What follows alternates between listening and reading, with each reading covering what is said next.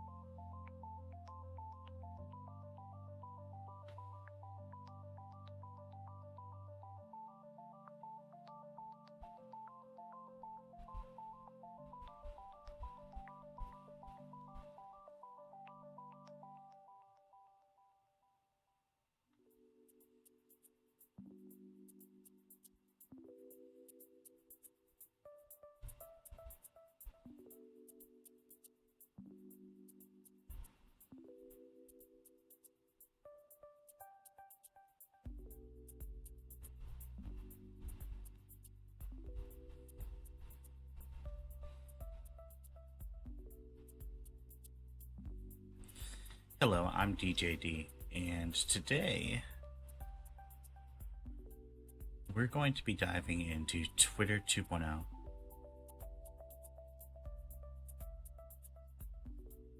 Ever since the purchase of it by Elon Musk.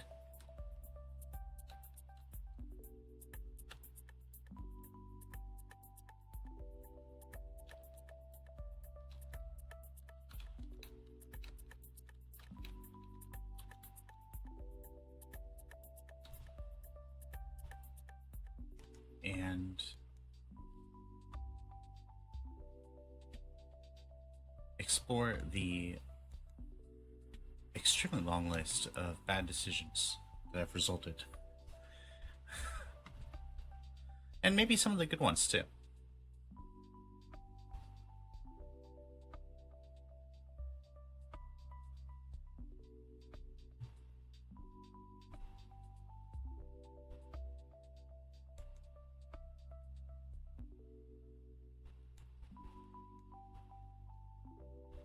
The fact of the matter is that I don't know a ton about this, so a lot of this will just be reading and trying to figure out what's going on here.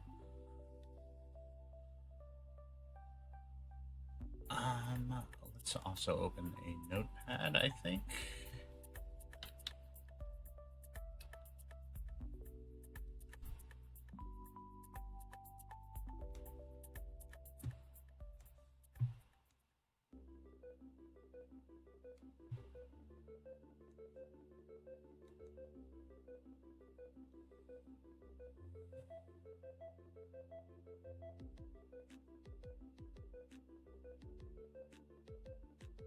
Okay, let's start at the very beginning.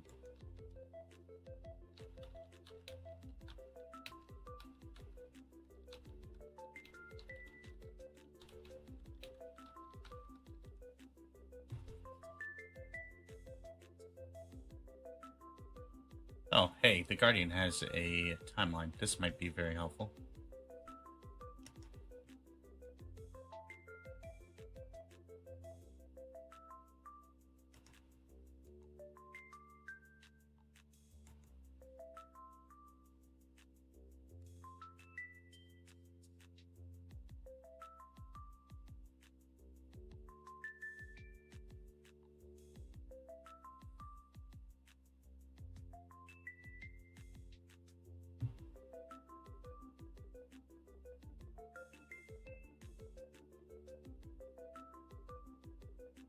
A societal imperative of free speech, which in and of itself isn't a terrible ideal,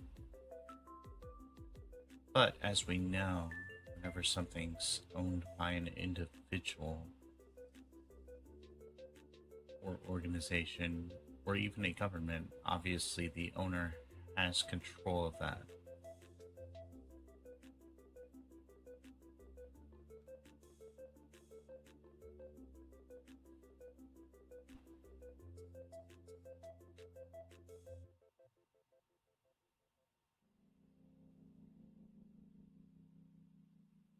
I didn't know about this.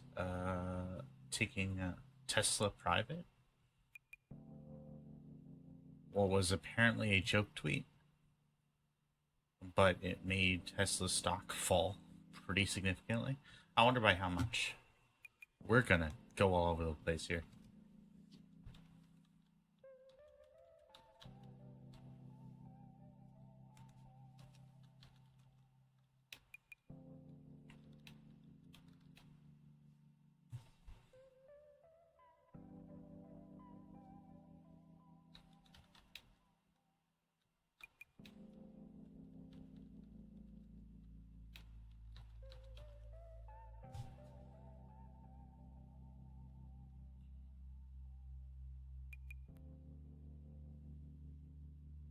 Well, no, this is not what we want.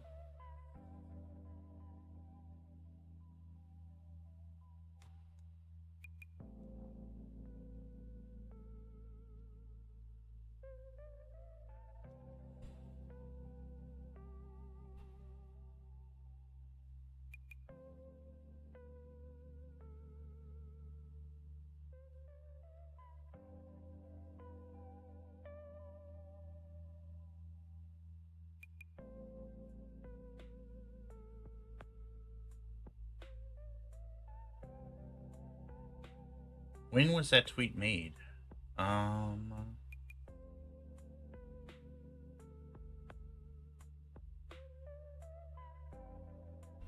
what is Tesla's stock right now?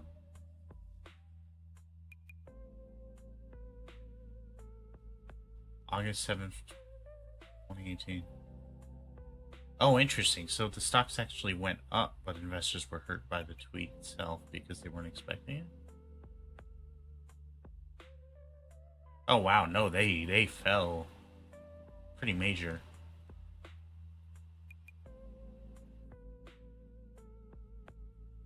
So they were 340, went up to 390 a share, and then fell to 250 over the next few months. So that was the problem right there.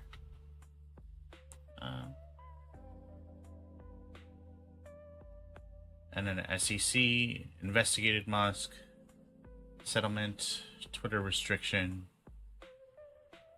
forfeited his chairman title.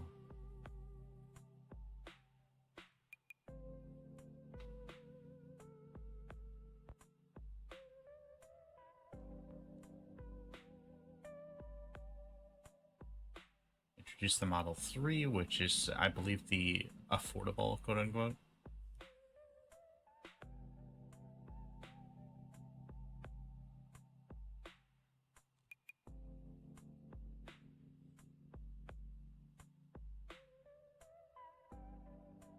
Shares rallied to 360 and then dropped to 190 by mid 2019. Oof. This chart is insane.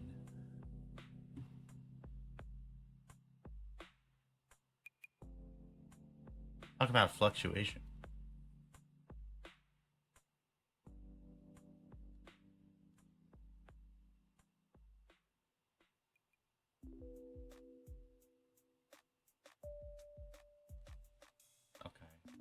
Let's see, current stock price Tesla.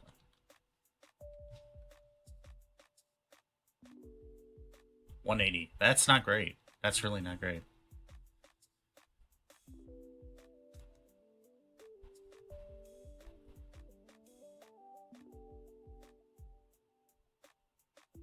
The pandemic apparently really hurt it. Jeez.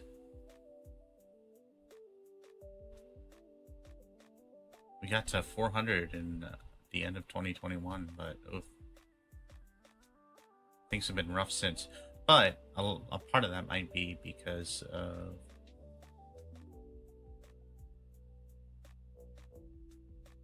the controversy that Elon continues to find himself embroiled in.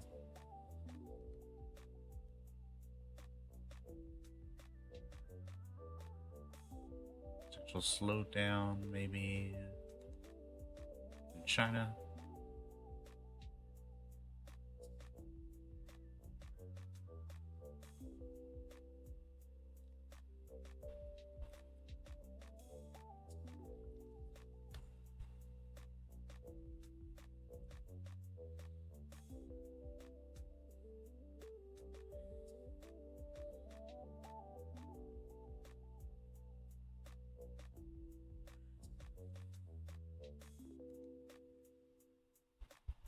And that brings us back to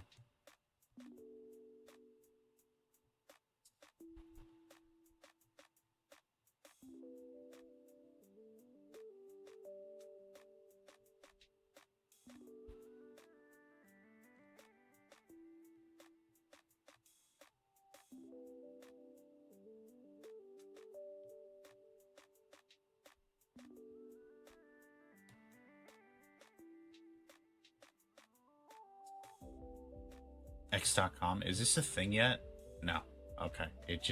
Well, it is. It just has an X.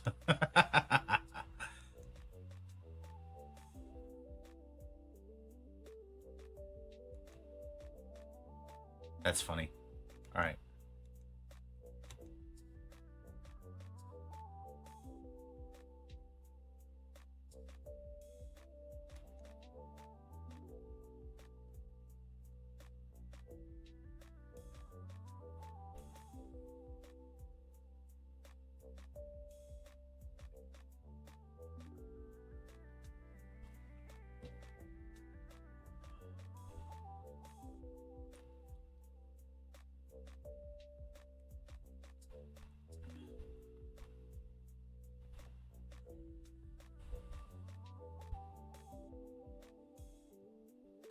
But Tesla never actually got up to 420, right? Was he gonna take it private at 420? Was that how much he was gonna, like... I guess I just don't necessarily know how that all works.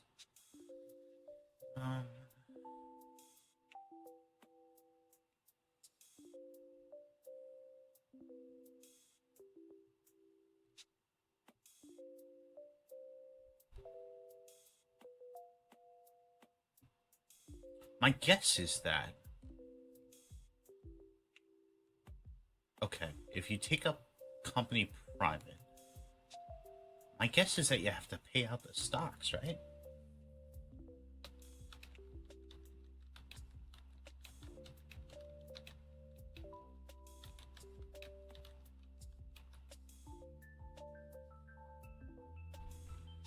Right.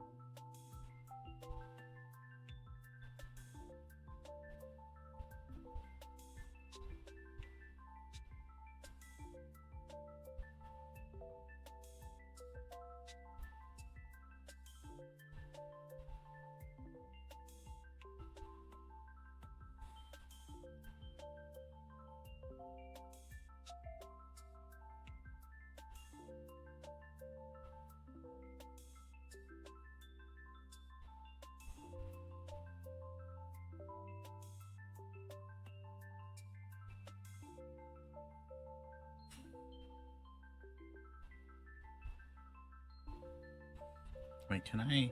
Let's do this if I can. Perfect. Okay.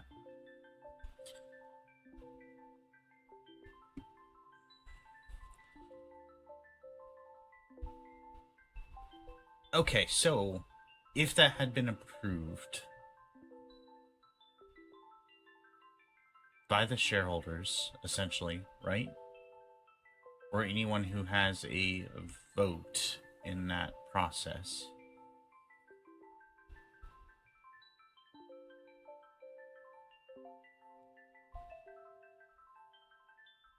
Yeah, shareholders approve an offer. So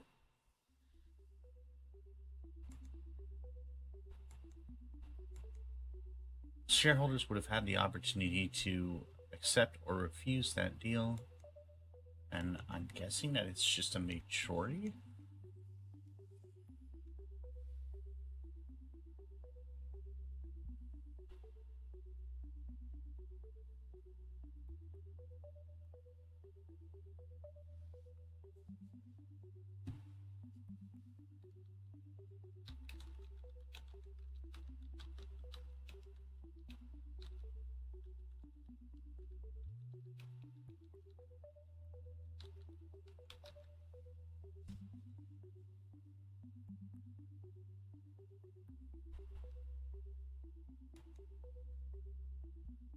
I don't know what CFA is, but we're gonna just assume that this information is relatively decent. Uh,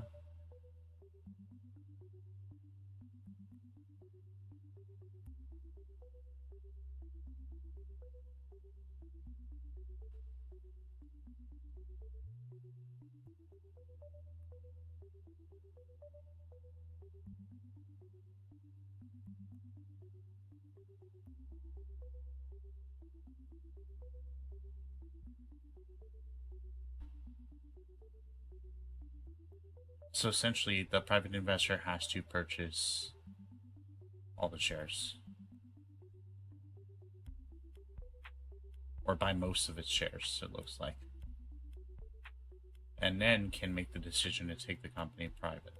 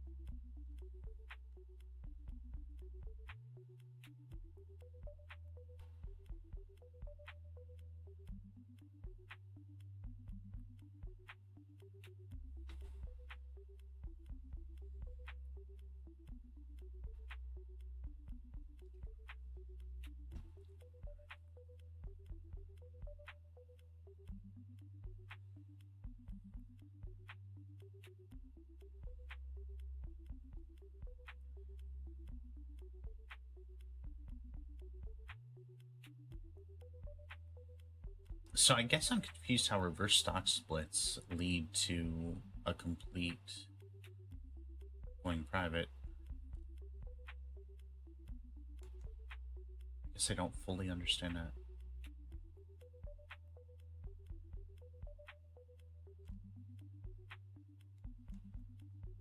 I mean, I guess eventually it could, but it seems like that would take a while. Because they're decreasing the number of shares and increasing the price until there's like a majority of shares owned by a single party, and then that single party can make the decision to go private. Or I guess not even necessarily a single party. I guess like as long as the majority of shareholders want to go private, they can.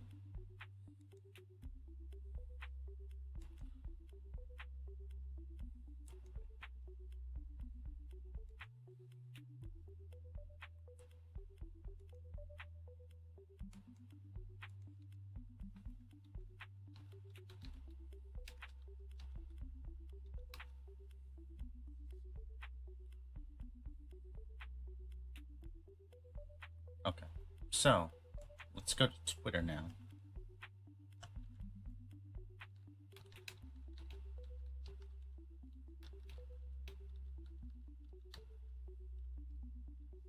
Did Twitter ever go public?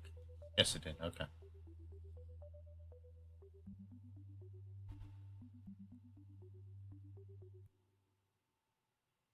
History of Twitter. Here we go. Perfect. This is where we can start.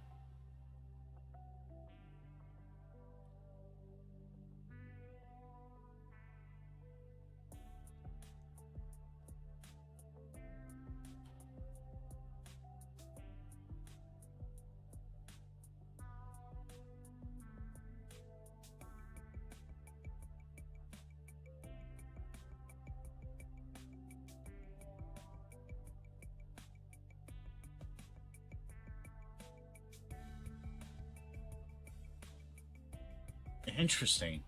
That's wild.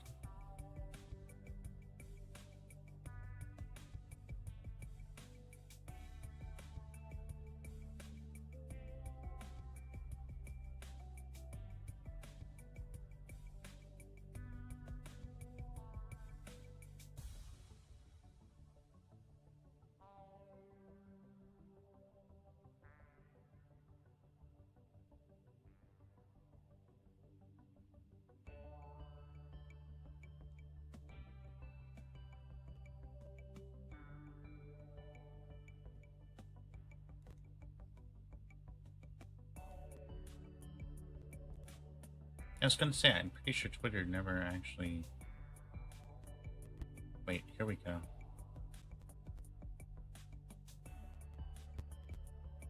Yeah, I did launch an IPO.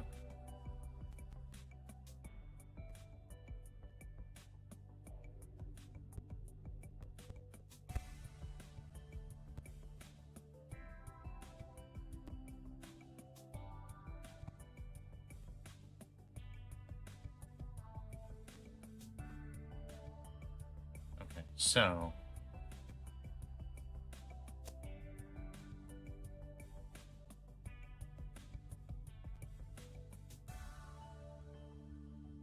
status concept in 2006.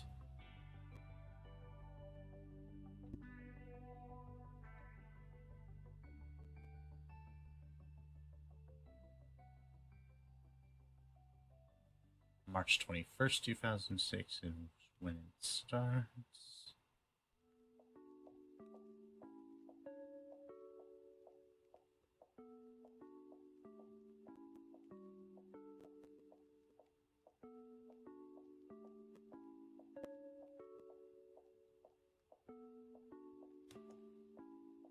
Let's open that article for later here.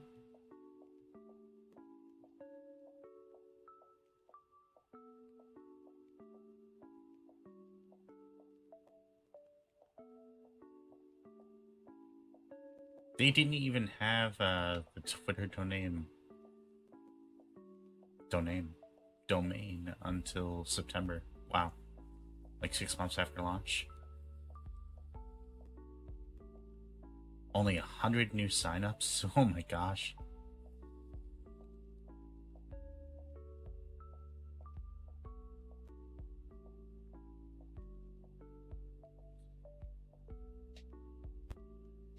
Seven is when it spins off.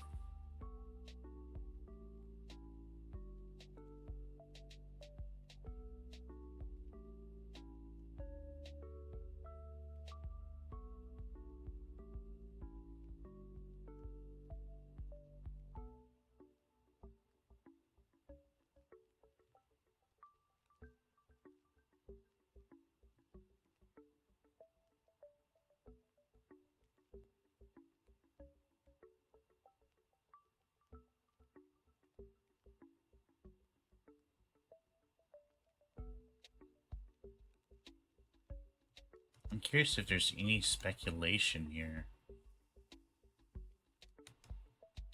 as to the reason that Dorsey stopped being the CEO there. I mean, it might have just been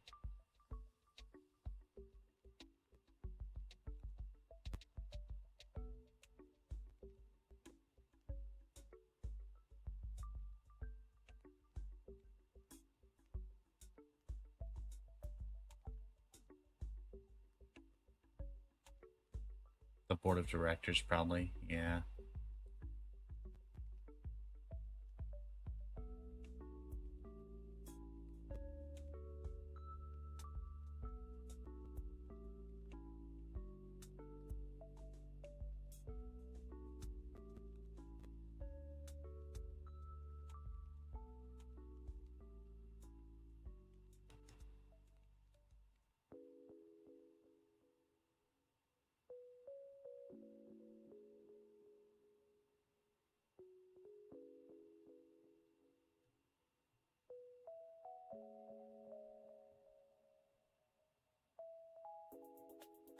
It would make sense to charge businesses. I think that's what they did.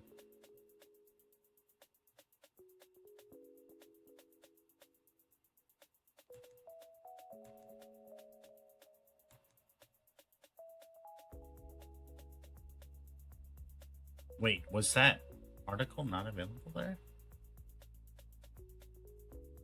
Hmm.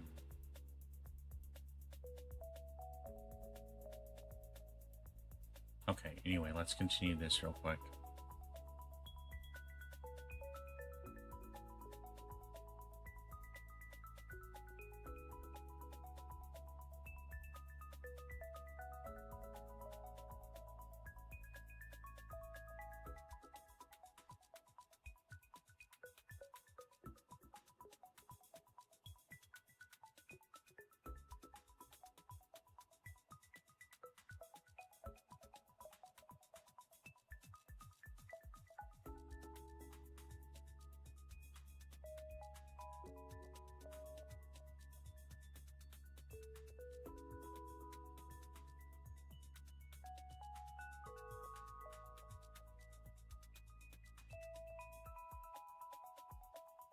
Okay, that sounds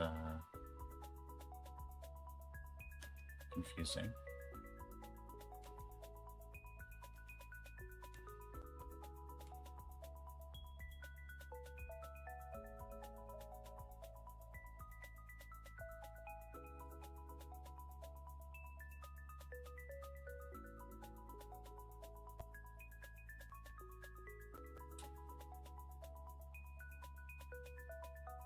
I kind of always associated Jack with being in charge of Twitter.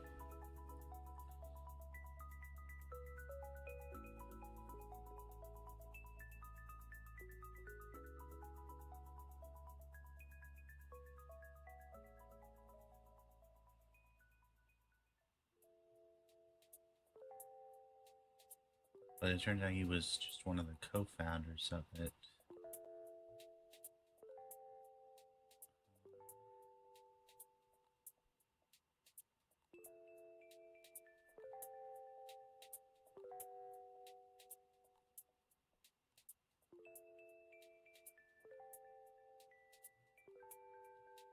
Where was this? Hang on.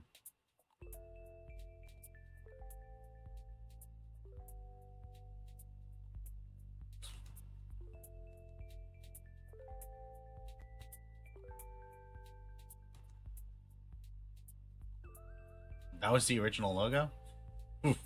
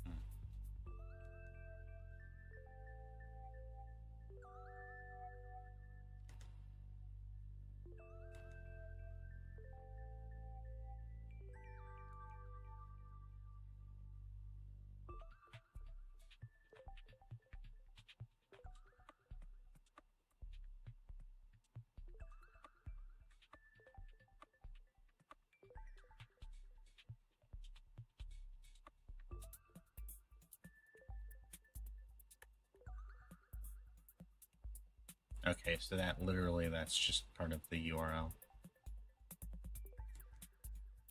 That was just phased out.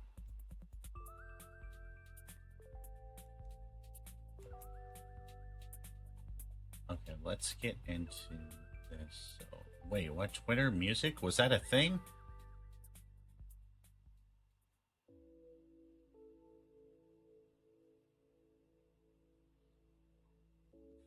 Everybody tried to do music. Jeez.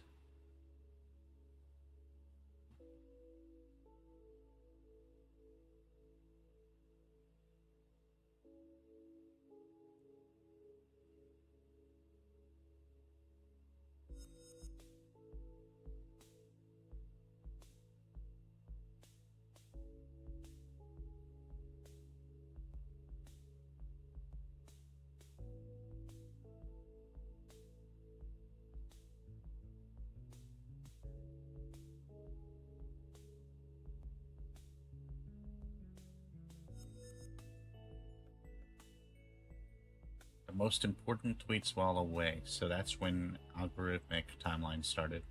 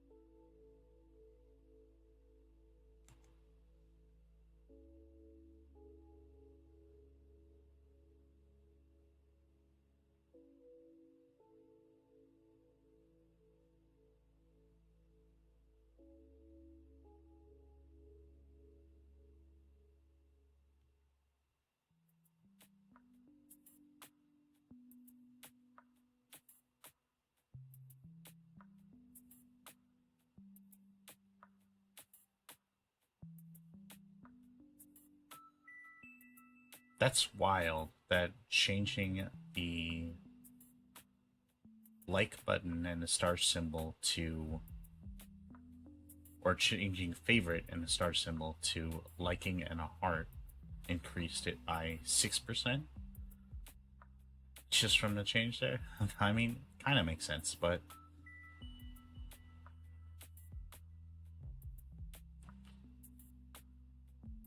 you could, oh my gosh.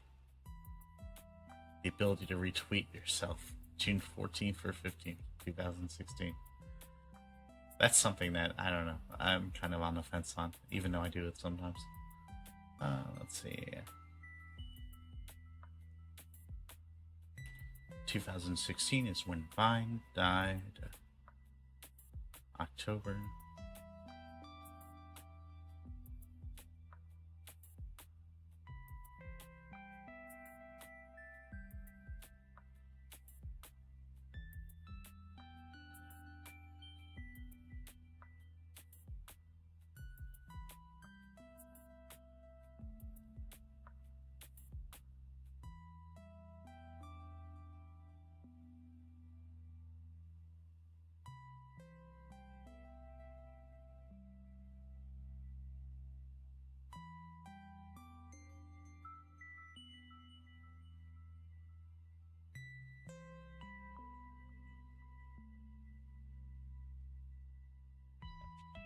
That's kind of wild. I didn't know that app.net was a thing. I don't think I ever heard of it.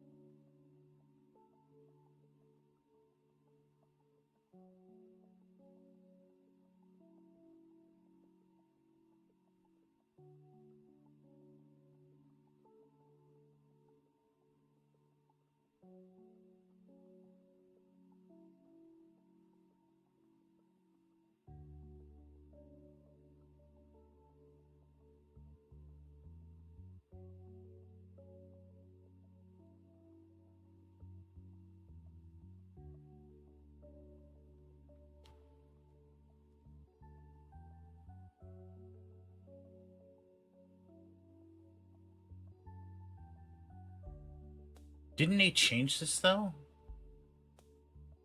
Wait a second. Like, wasn't it Didn't they change it to state-funded media? Hang on. We need to check this.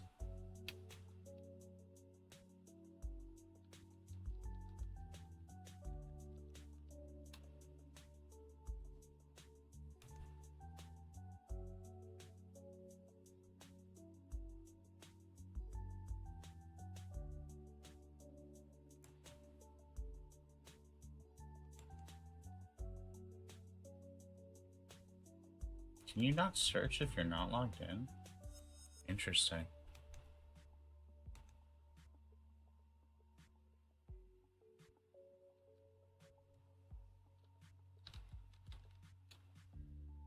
Pretty sure you used to be able to.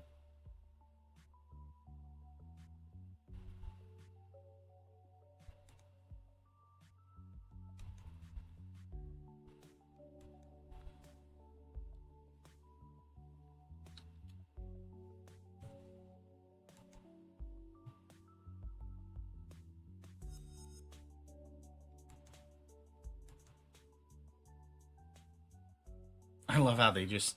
Oh my gosh. How did they bring verification back? Like, what the heck? Alright, everything's a flat circle. Okay.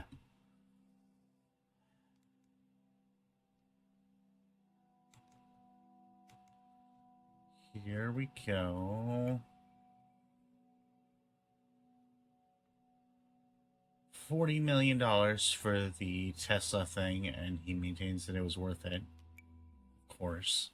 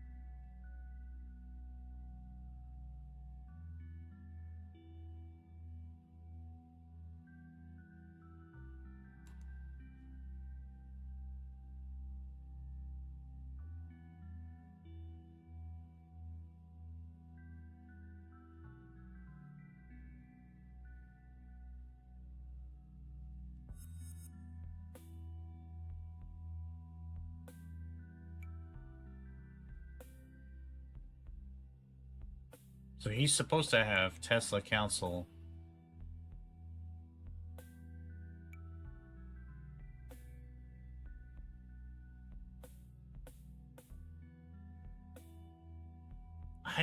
This guy.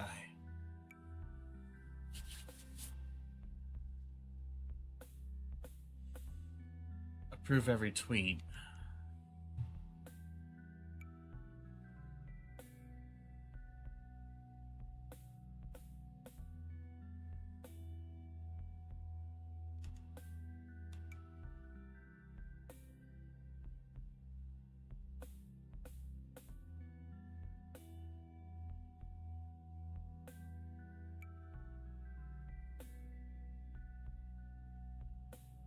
Nuke Mars? What? Why?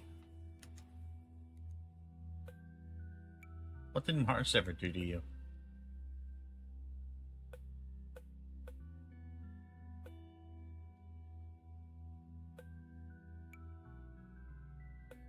And then we're getting an ad for what? A vacuum, basically?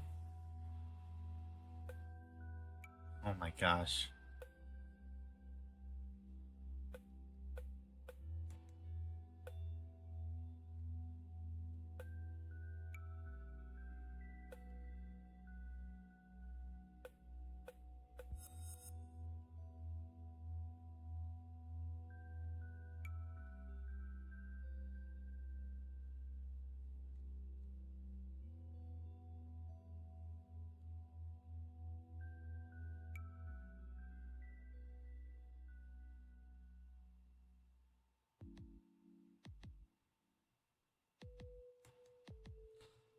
There's definitely a difference between being edgy and being outright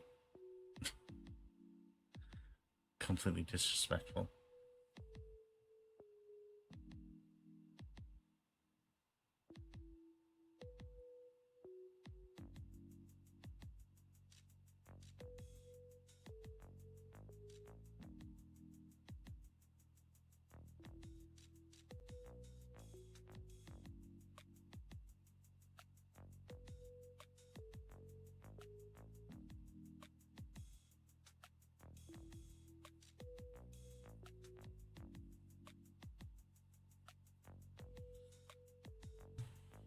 Though I acknowledge that sometimes those might convalesce. Let's see.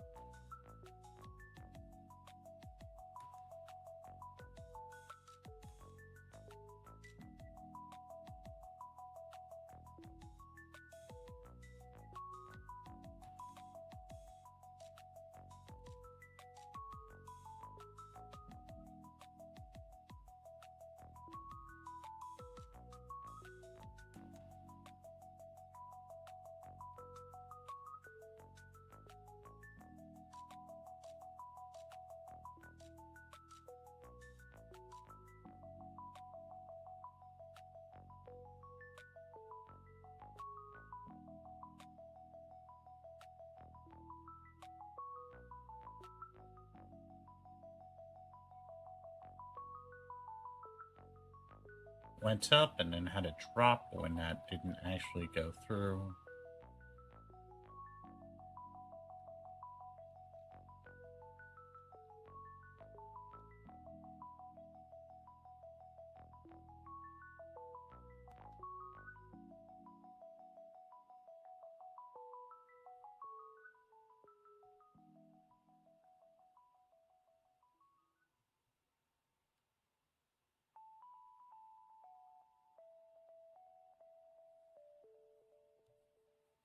So March 27th of last year.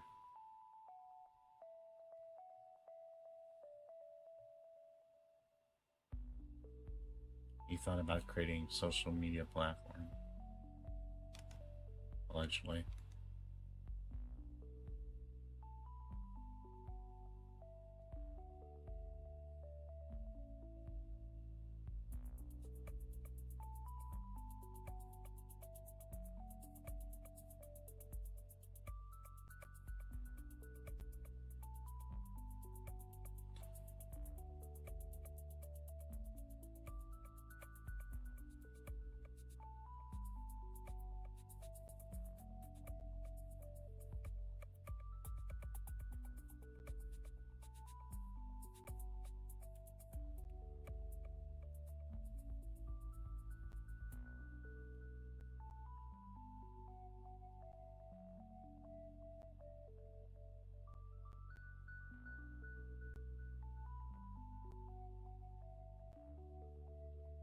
This is funny.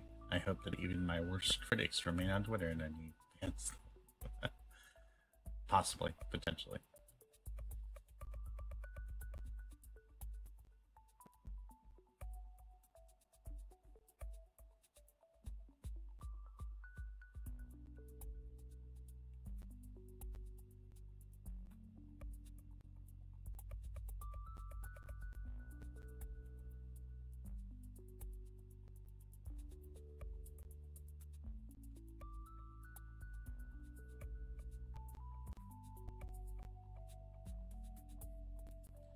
Twitter's dive into cryptocurrency was interesting for sure, especially with NFTs. Let's see here.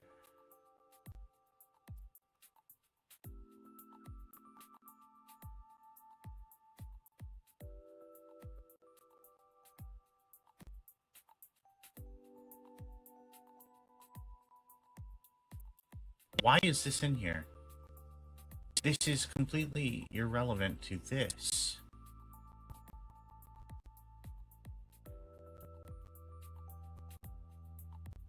Oh, here we go. Because they wanted to bring up the Tesla selling 10% stock.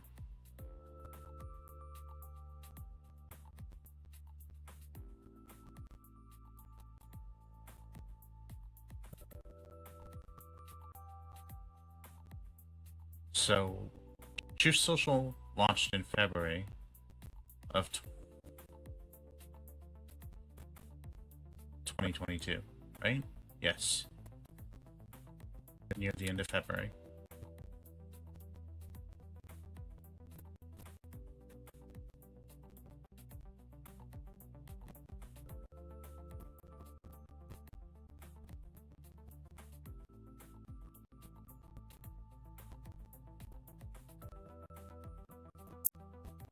And then in March, Musk talks about creating a new social media platform.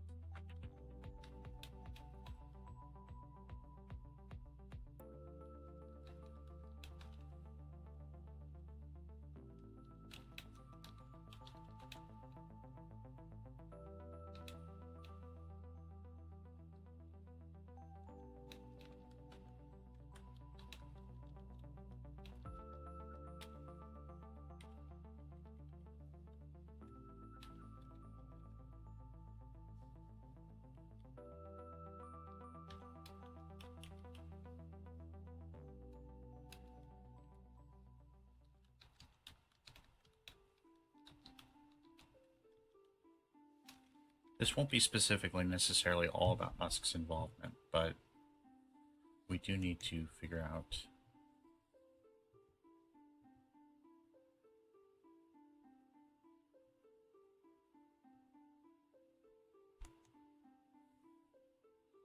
where this started.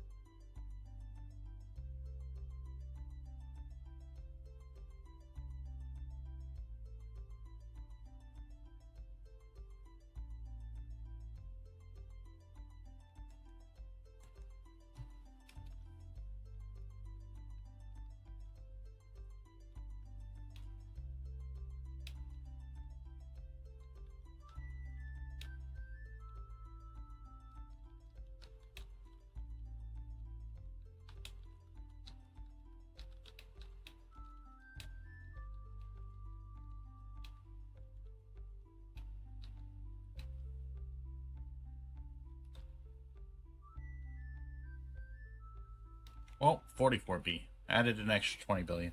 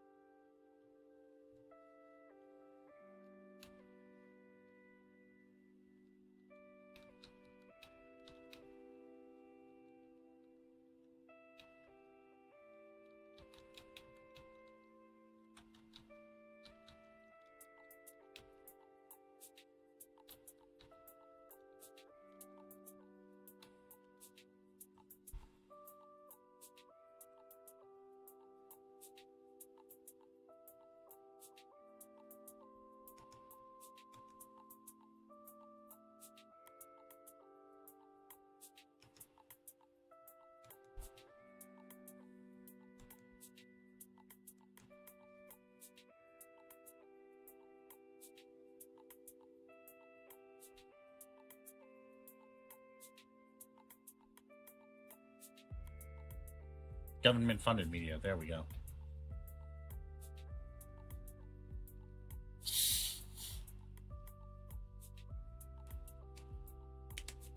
Although, if federal funding really does account for less than 1% of their budget,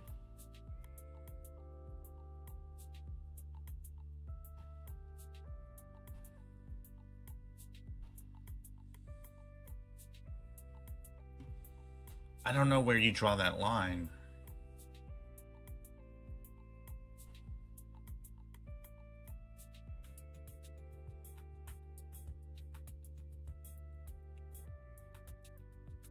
I really don't. Okay.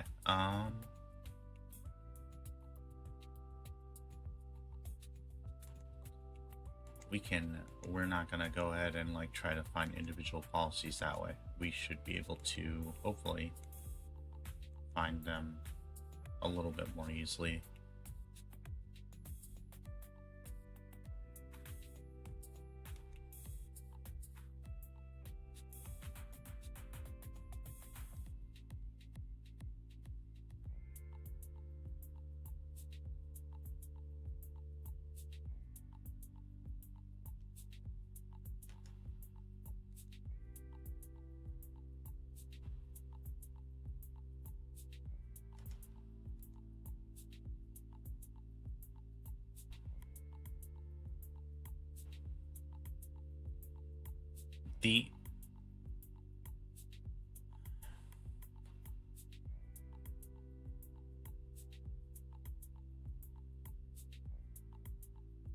I don't know.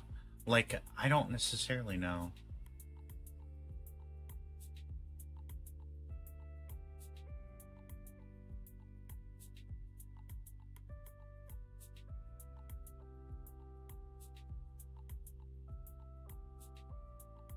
The nice thing about a company being public, especially a platform, right? What we call the public town square, right?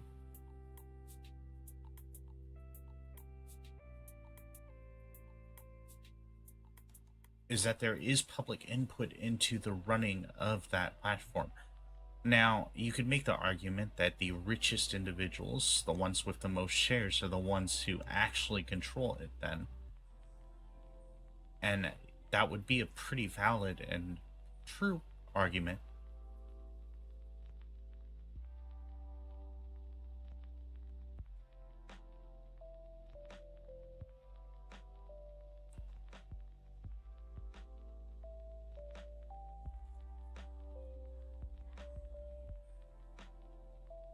I don't necessarily know, though, that having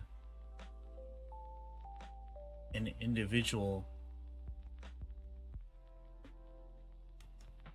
fully in charge of it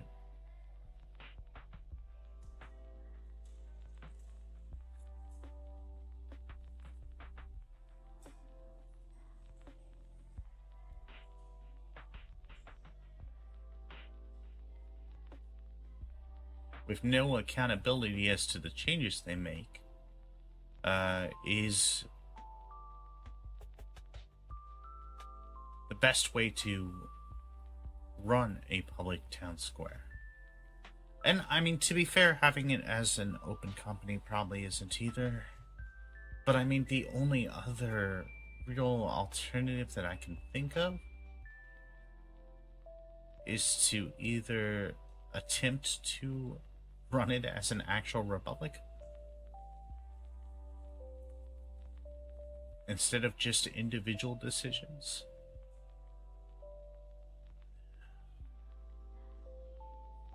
Which would definitely affect profitability, probably in a negative way, because most people with opinions are not necessarily informed, right? That's just the nature of having opinions.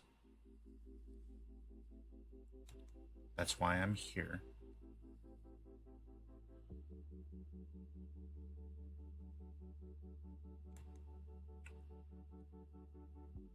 I mean, we can just look at the headlines here, really.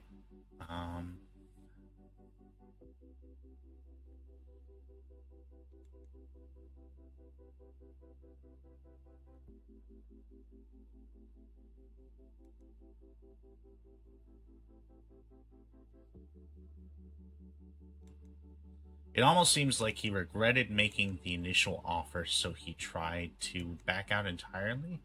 And then when that didn't work, he tried to make it lower.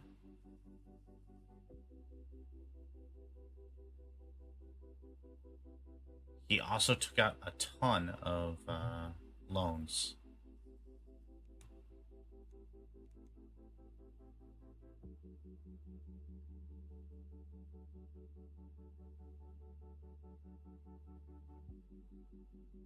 I should get a New York Times subscription. But we'll worry about that later.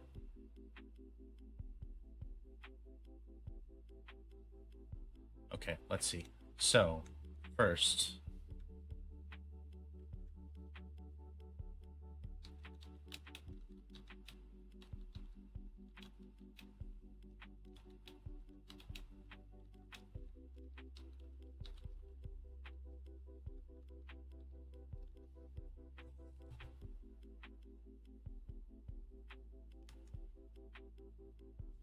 July 8th.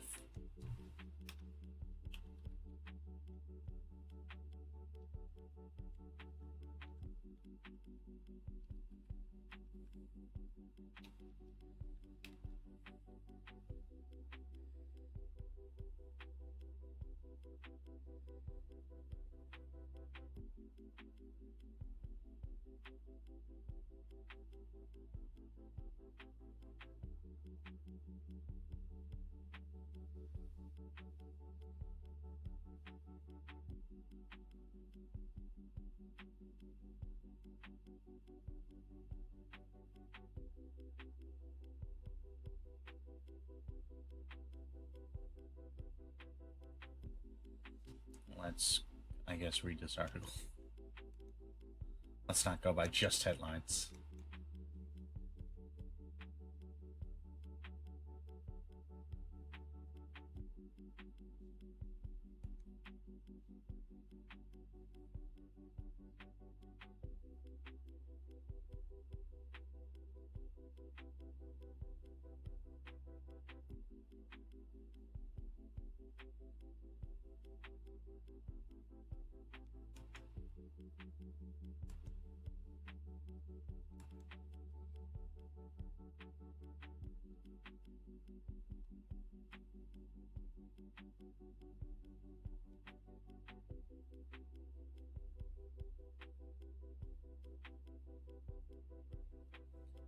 The amount of messing with the stock prices, though, like, this is affecting millions and billions of dollars. My gosh.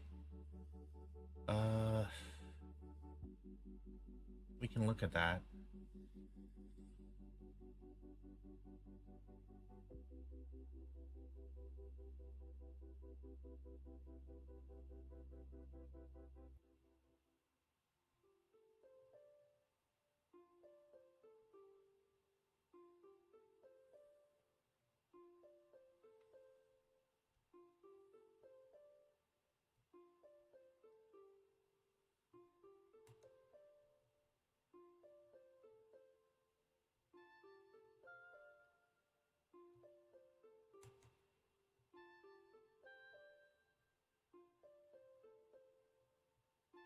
We just opened the same article twice there.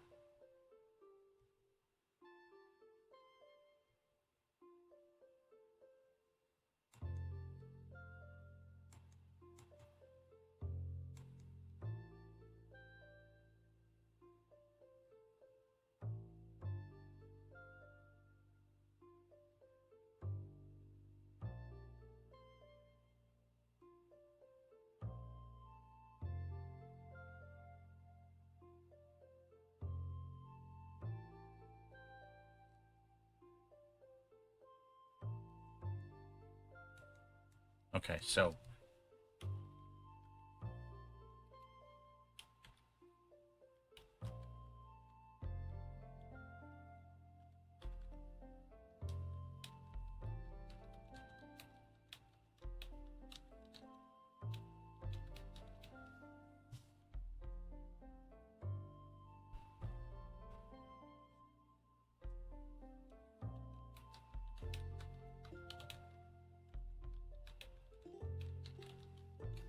to be clear, there is a difference between bots and fake accounts. It is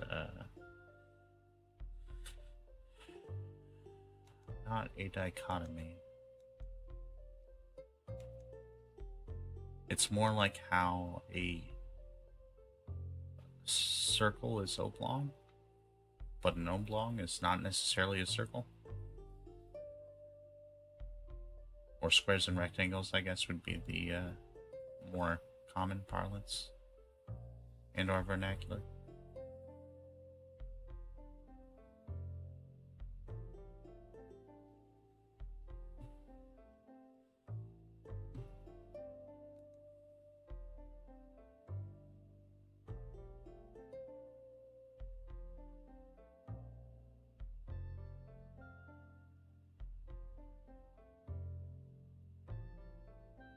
We'll look at the stock overall in a minute here.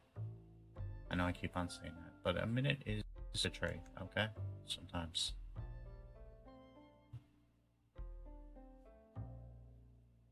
Let's see.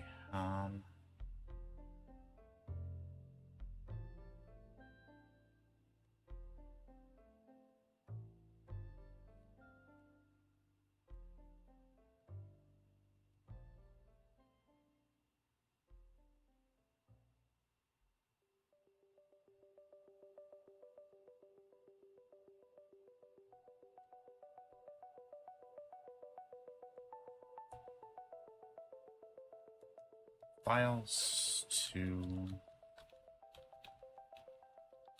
void deal.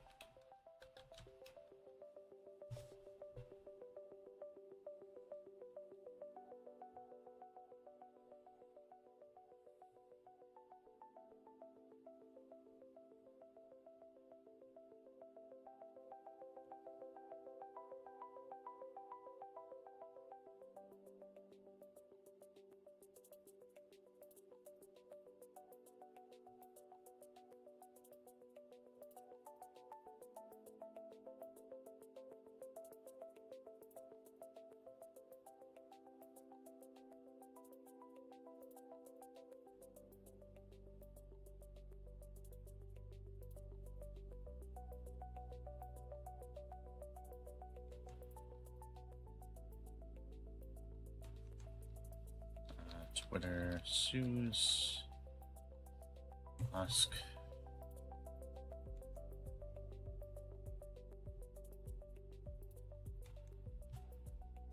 $7.12.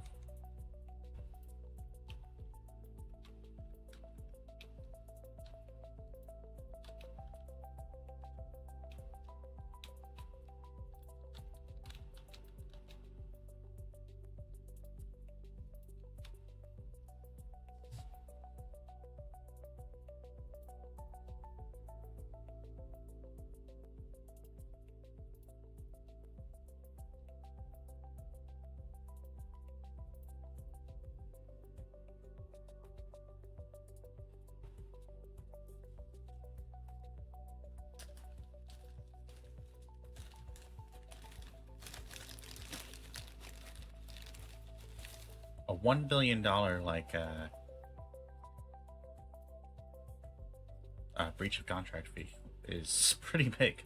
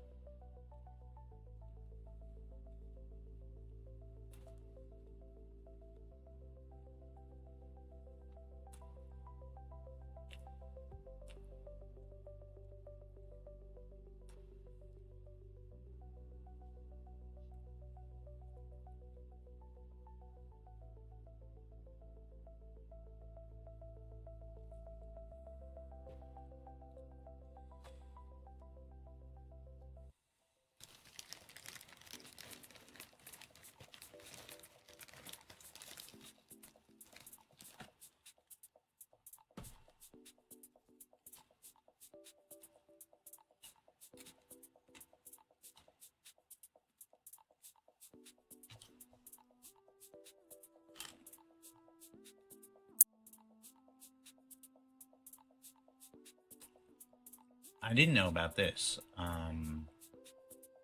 Musk trying to control whether Twitter hires or fires anyone, vice president or higher, before taking the company.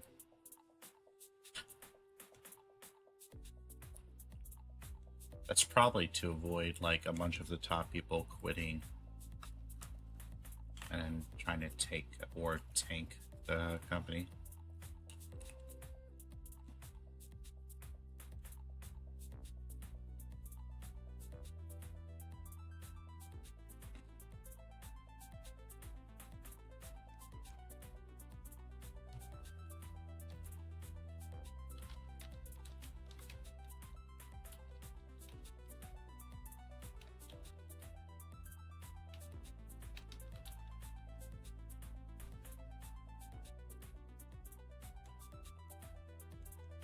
Okay, so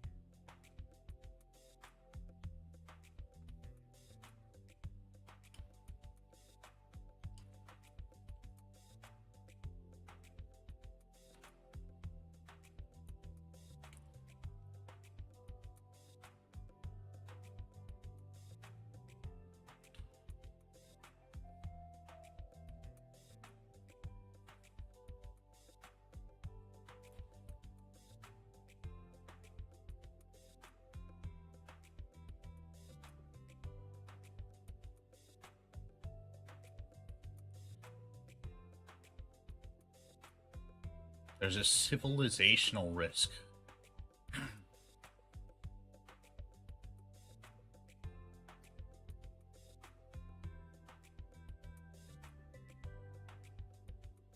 Now, he did say Twitter should match the laws of each country regarding speech. And needs human judgment to evaluate speech. Specifically violent speech.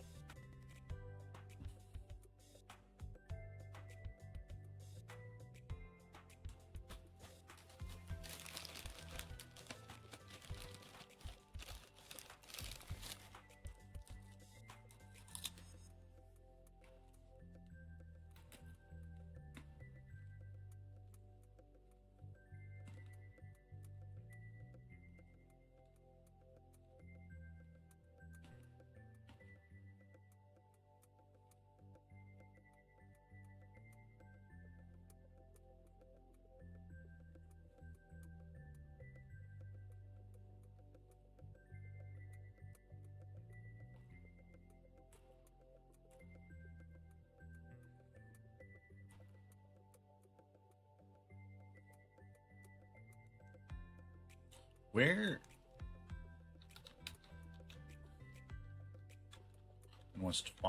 when was Twitter first called Town Square?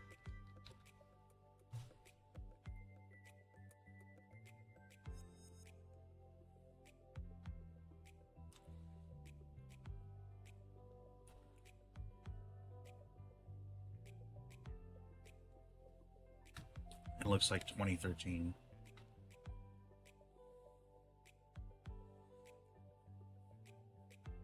Interesting. Okay.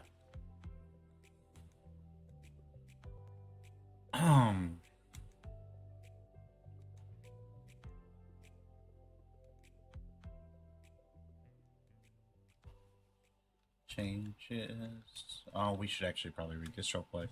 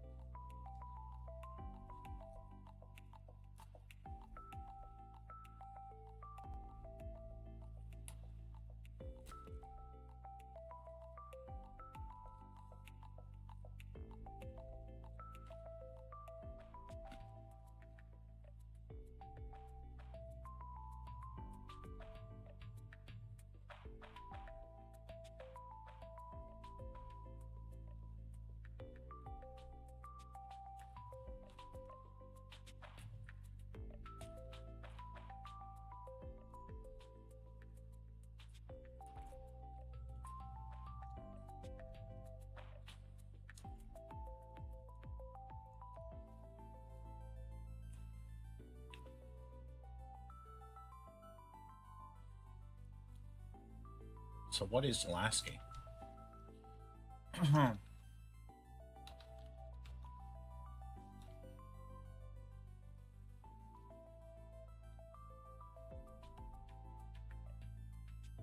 Okay, so it's basically a recruiting agency for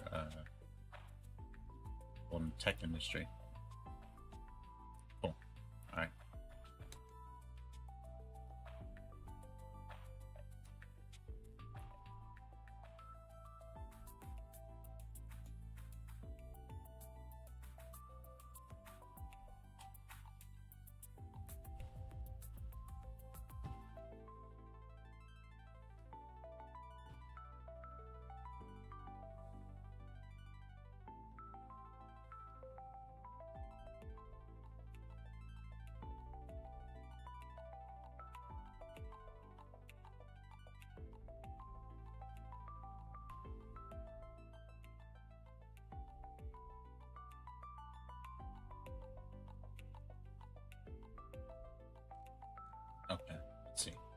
now we can kind of get into the meat of this purchase of Twitter.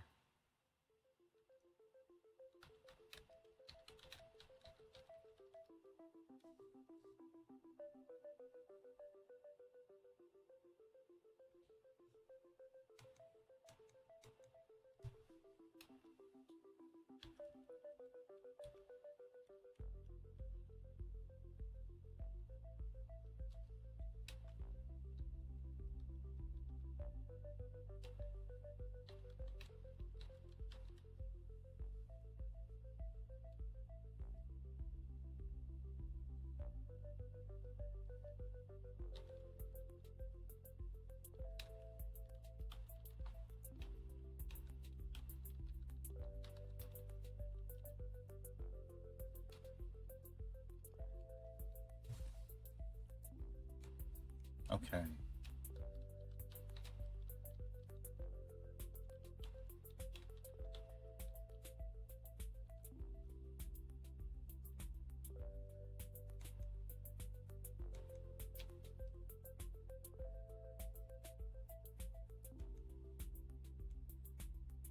Twitter changes since Elon.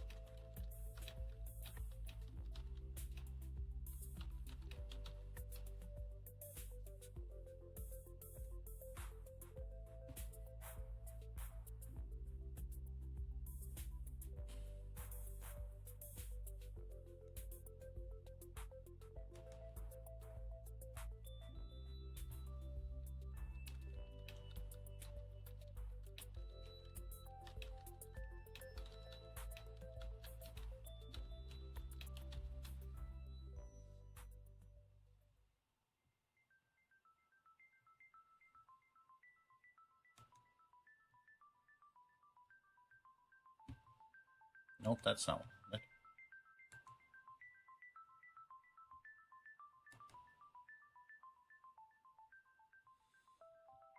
The API thing is kind of a huge deal.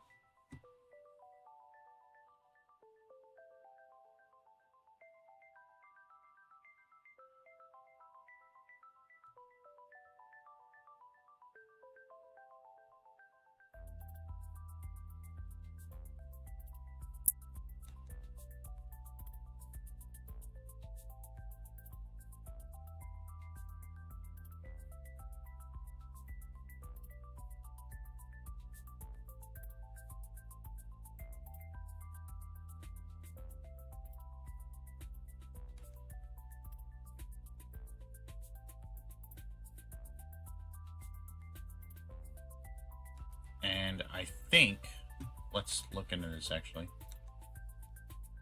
Yeah, let's do this.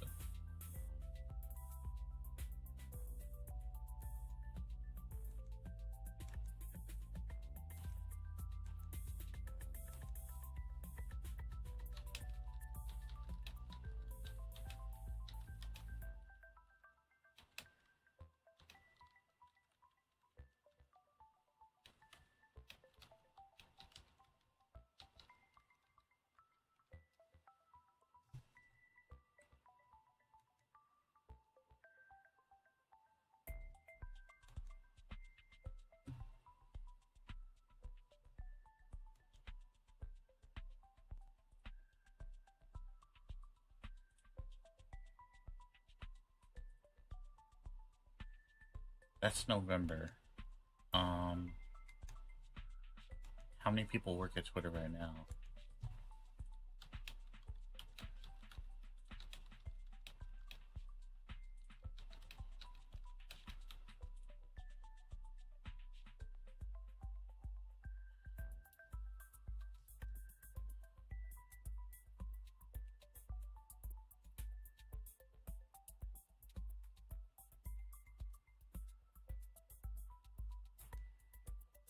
Around 1,300, but this is not necessarily the best source.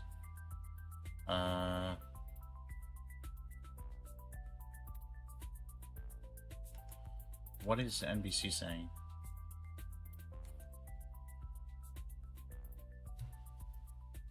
Yeah, 1,300 as of January.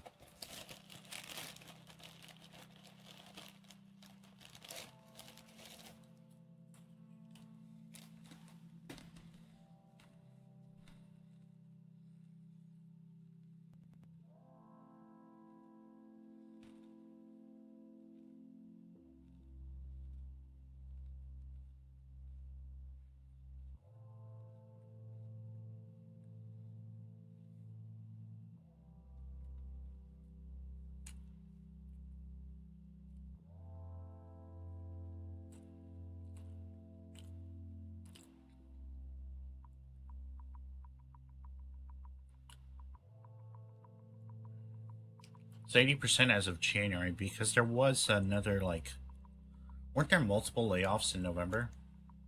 Let's open a new tab.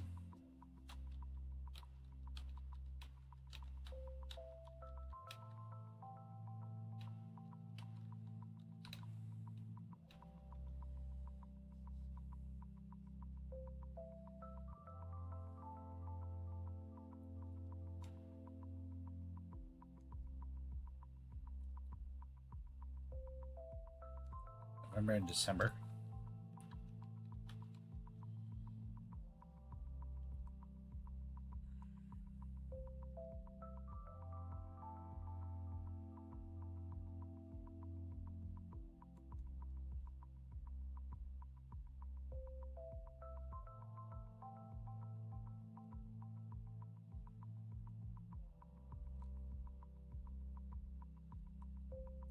Right before Thanksgiving, really?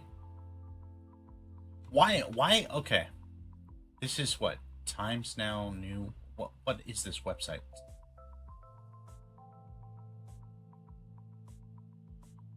Oh, it's an Indian website. Okay, alright. The Grand American Festival. Like, I mean, okay. That's a weird way to characterize that. Like, it's fine.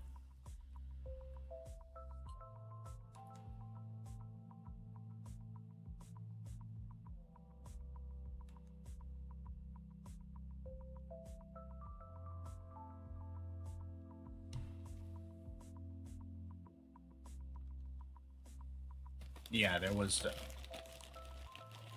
essentially multiple layoffs through November, December.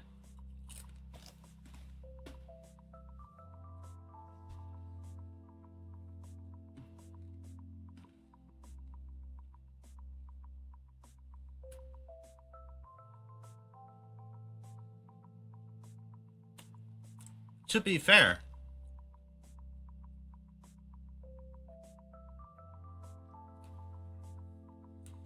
wasn't that original layoff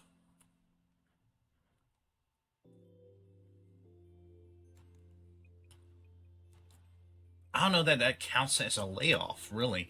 Um, like obviously there were a bunch of people let go for sure. No, 100%.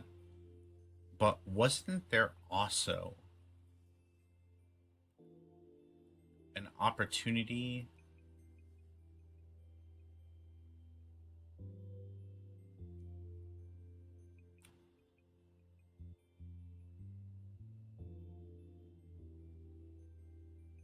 I mean, he's calling it a layoff, and he's the one who was kind of essentially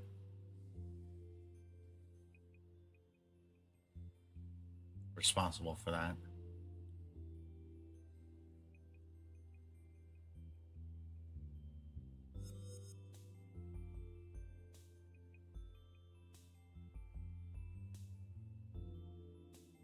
I wonder if there's any information.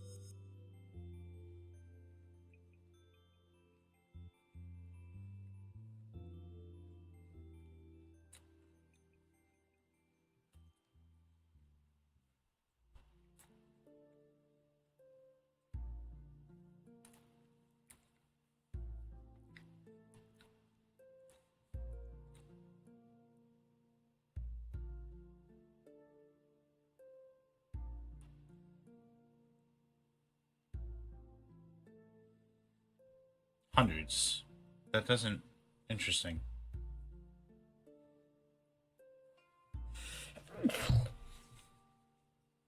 Obviously, those probably have NDAs attached. I'm curious.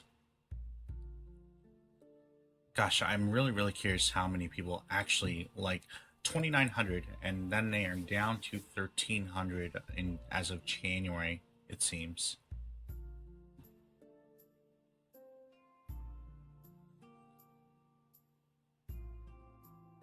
And as of that, 1,400 people are non-working but paid employees. So 1,400, would those be?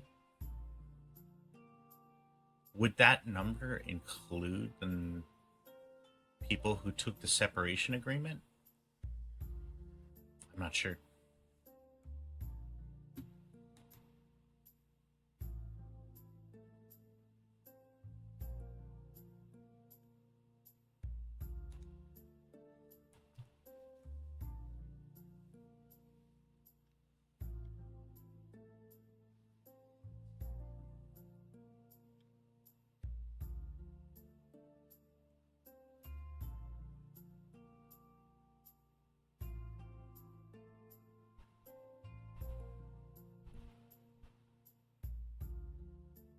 Yes, so most of those would be the people who quit, it looks like, or at least many of them.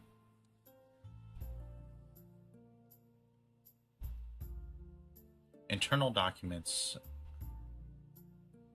that Musk disputes, but I mean, of course he's going to dispute those. Okay. 1,300 out of. Whoops. 1,300 out of 7,500 employees. And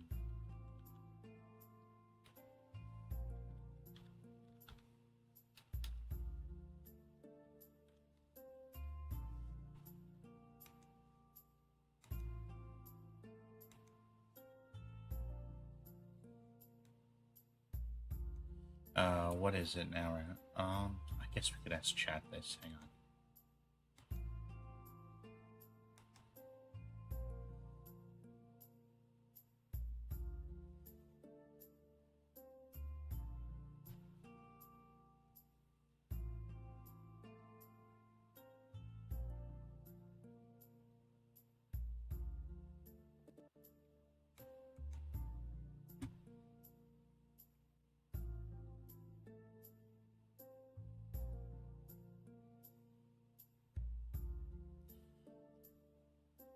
Okay, so he says 2,300.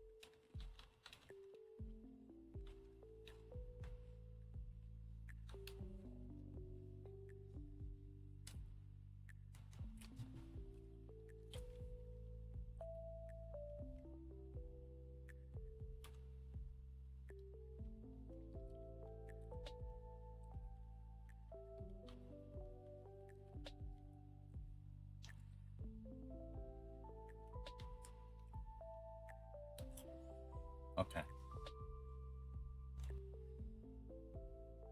We can now kick all of this. Close it all.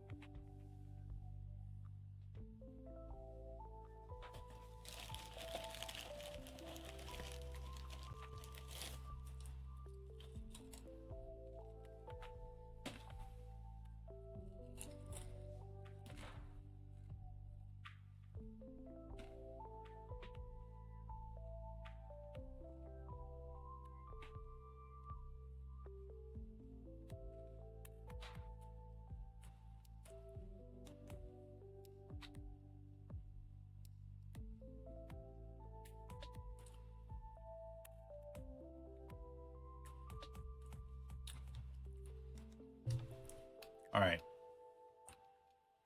So, Twitter Blue. Let's dive into this real quick.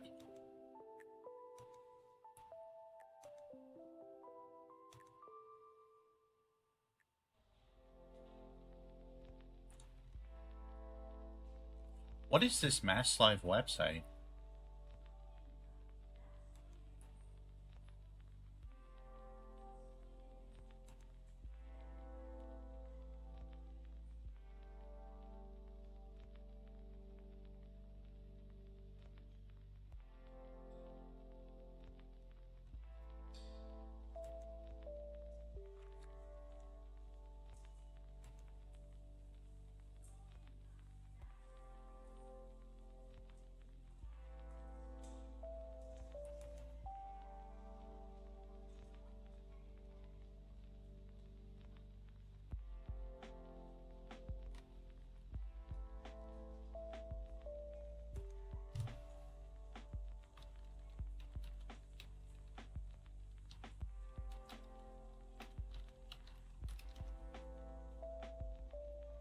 Oh, it's a Republic. Wait, what is this? The Republican. It's a broadsheet.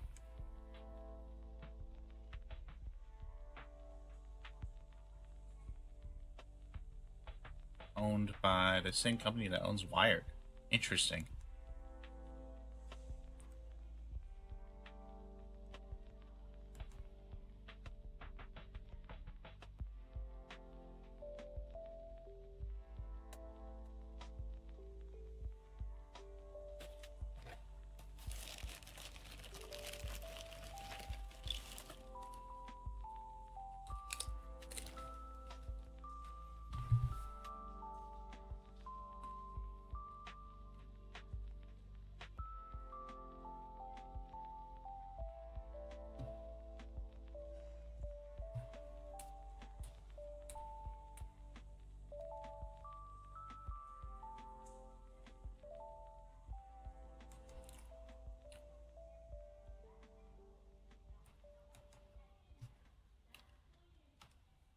I'm just curious. We're going down a little bit of a tangent.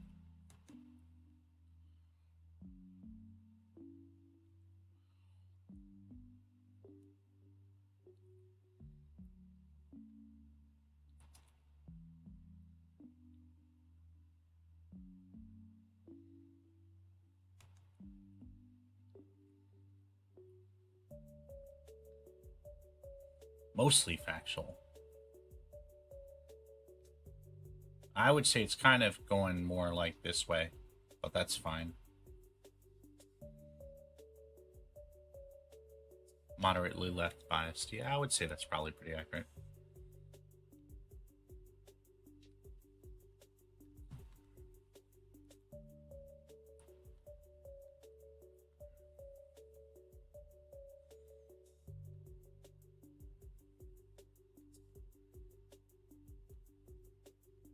Okay. Um,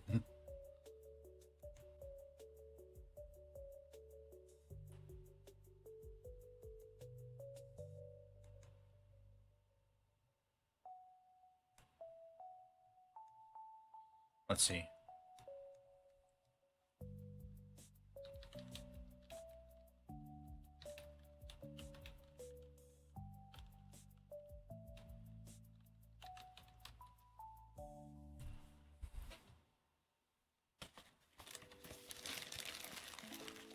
I love that this actually gives you works cited.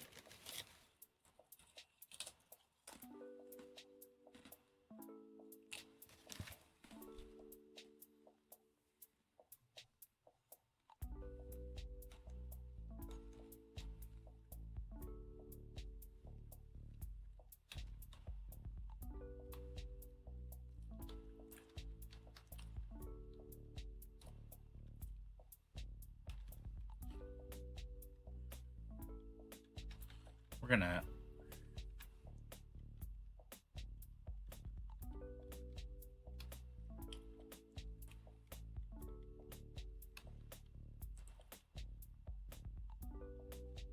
okay. What are the initial problems with Twitter Blue? My gosh, there were so many.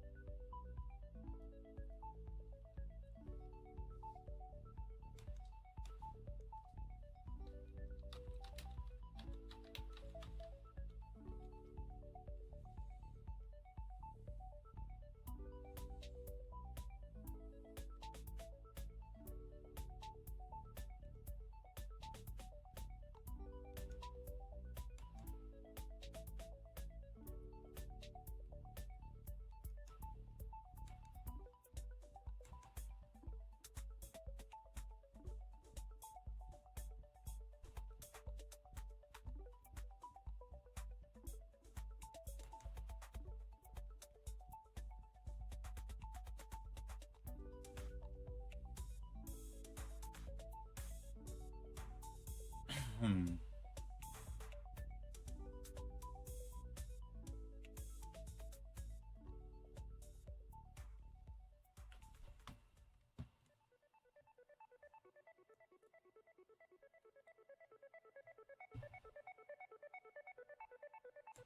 I don't want to get too nitpicky about it.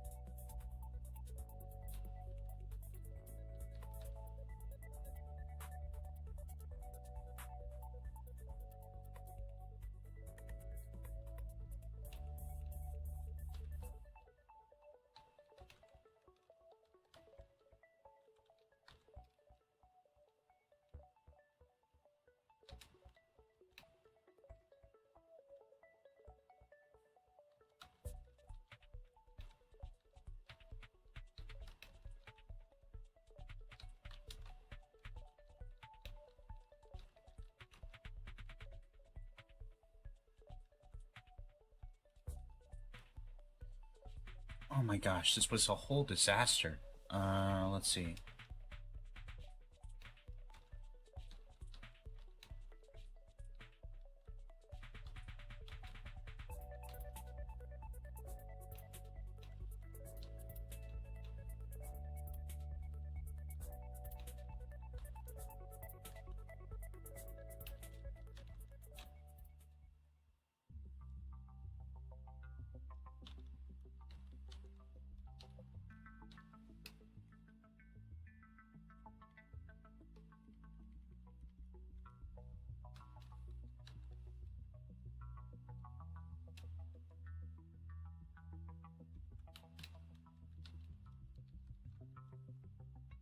That was insane that they were both listed as subscriber or verified.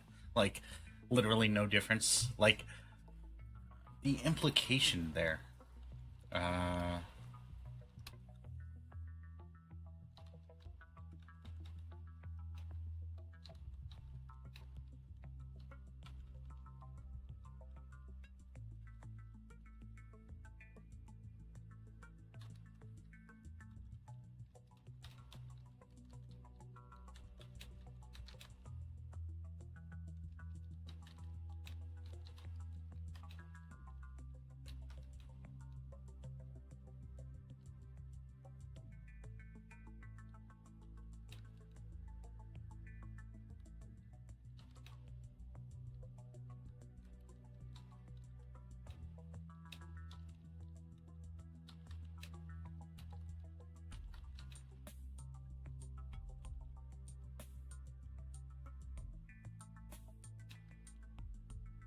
I wonder actually. Let's take a look at this. I know that.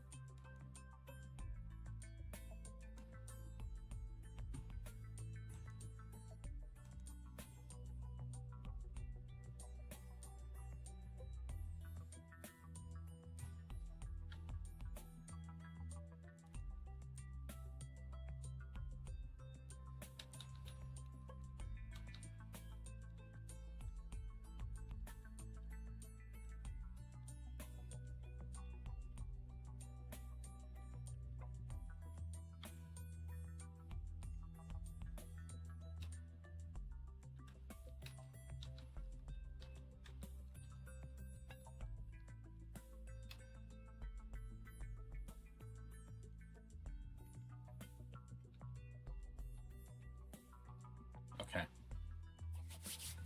So that was Twitter Blue. How much is a gold subscription again?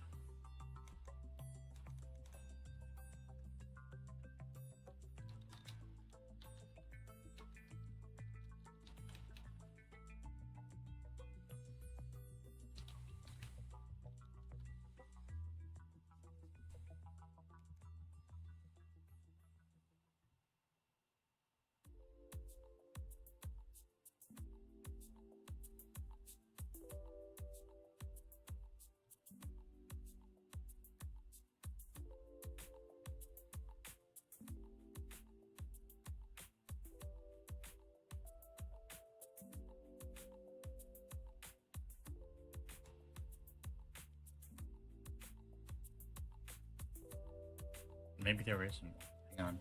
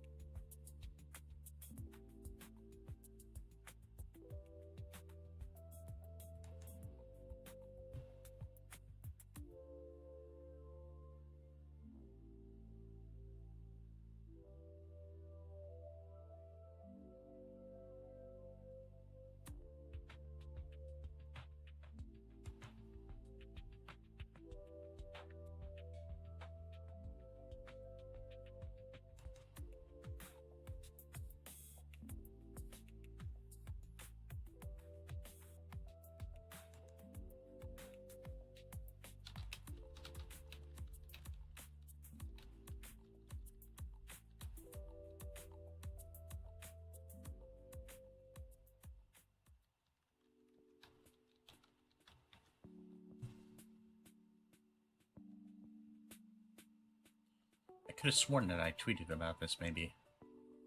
But it was a while ago.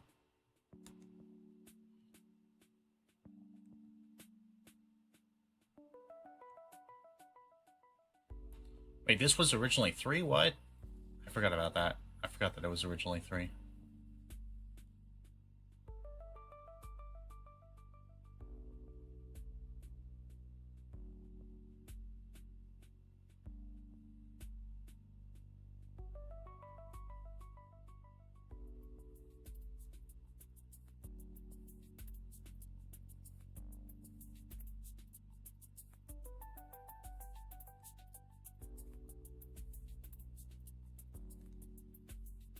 Let's go to mine.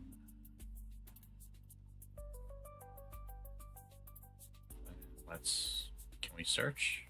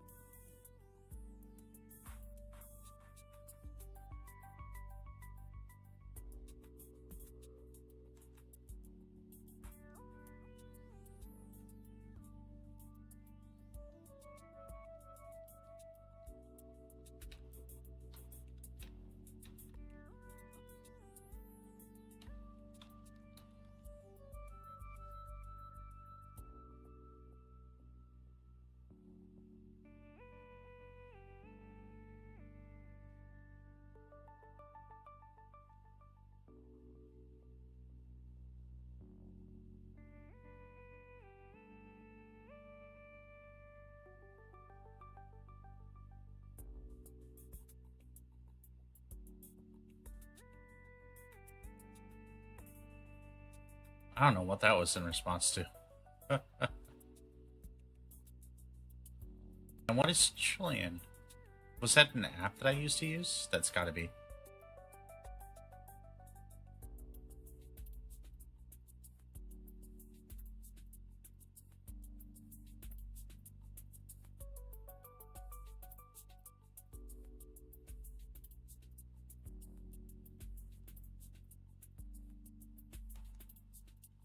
Which great idea did I have?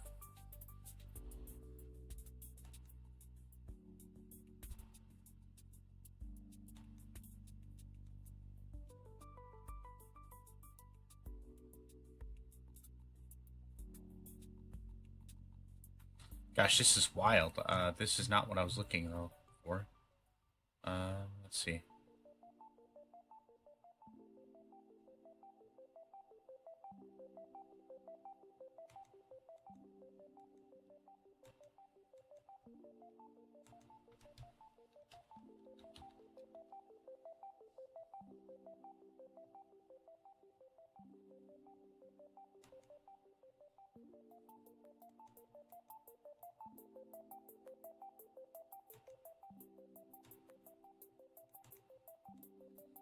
Let's search for blue.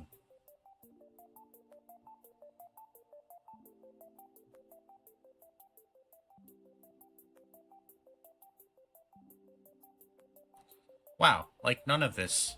What on earth? None of this is relevant. Okay.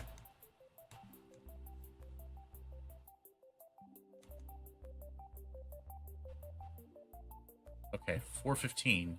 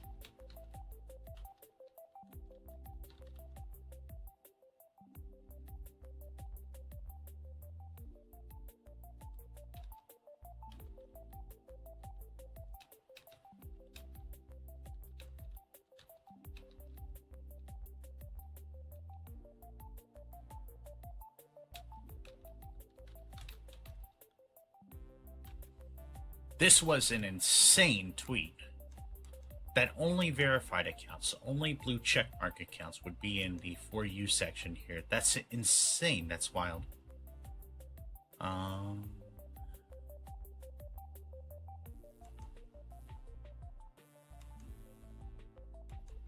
could have sworn.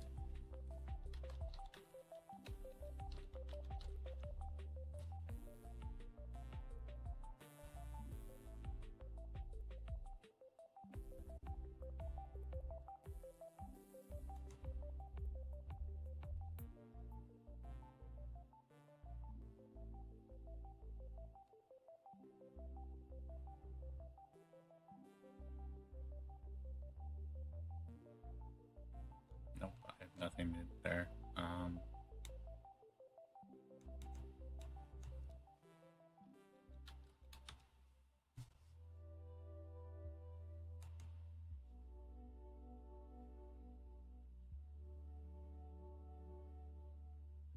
Jeez.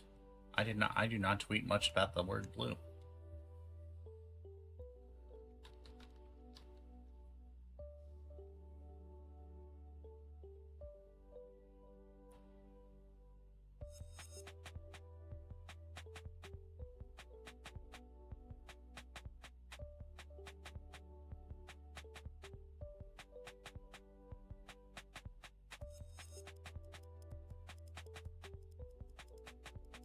Okay, here we go. February 9th.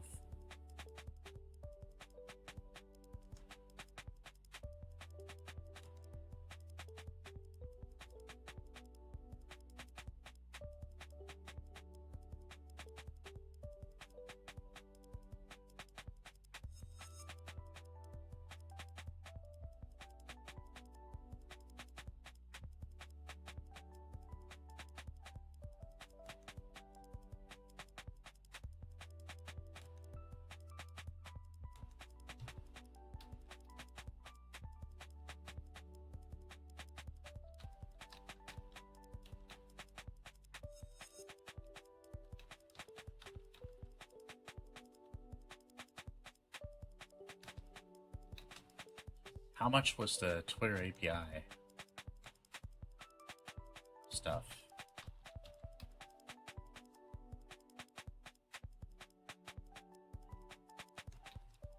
I seem to remember that it was pretty exorbitant.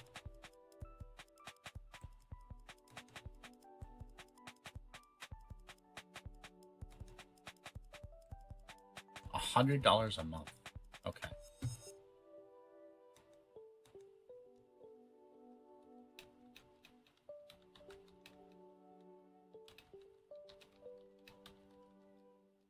That's wild.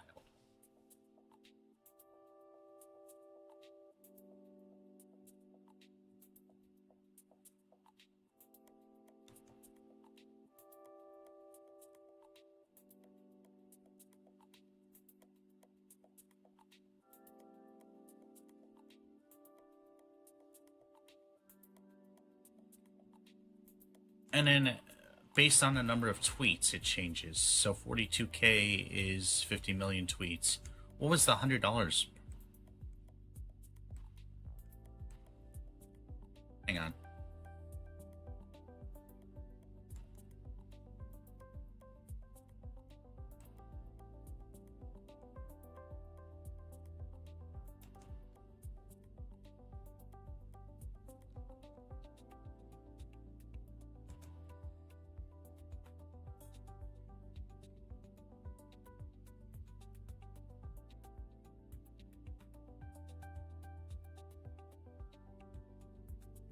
Let's go to The Verge, sure.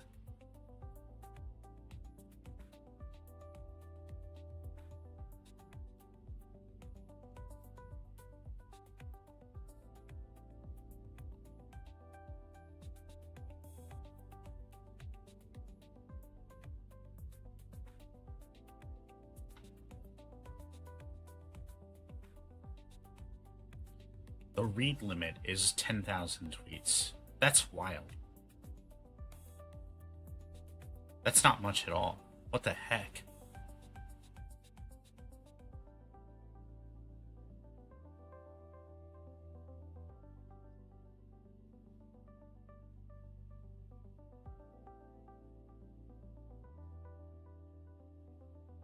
And then a post cap is pretty bad too.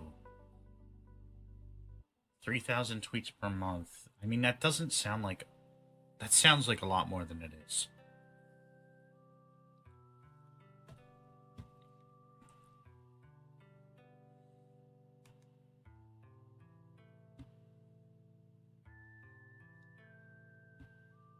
We can eliminate that to 30 days, so that's what?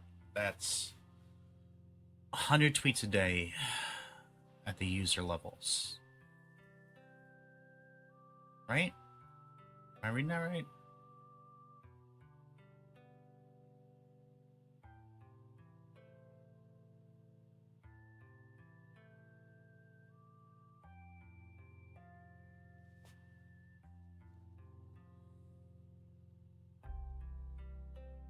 But that would also include replies. That would also include, might include DMs.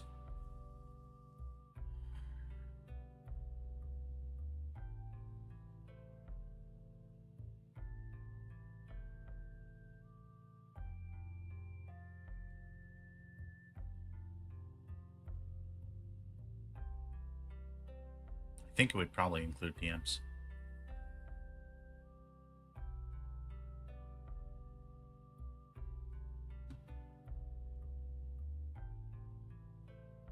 Oh, when did Twitter views come around?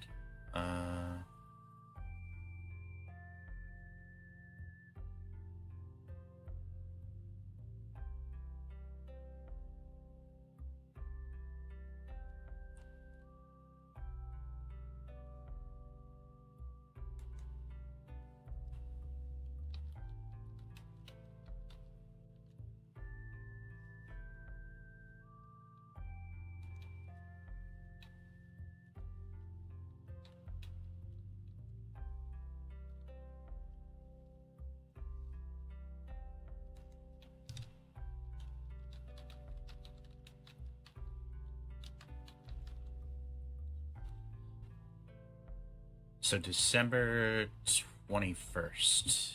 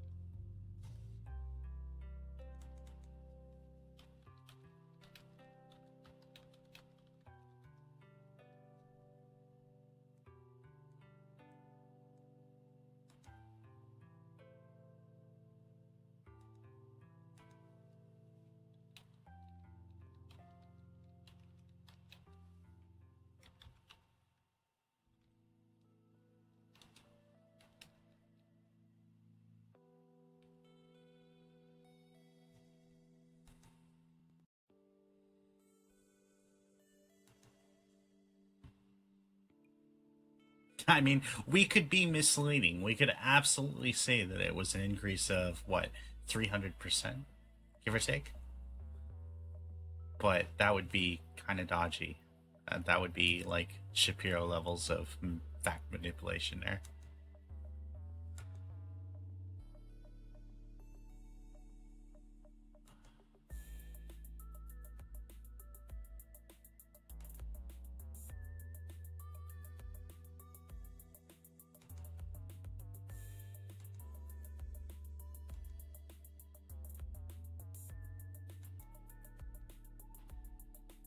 Man, there was some kind of organization charge for something where it was egregiously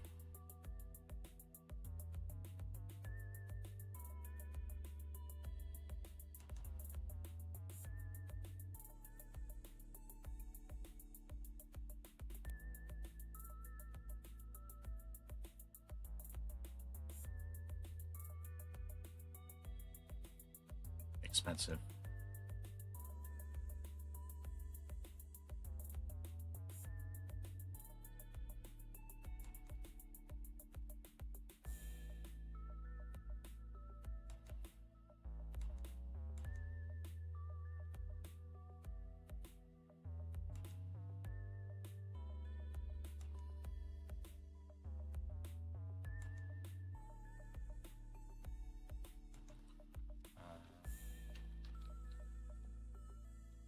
let's do this.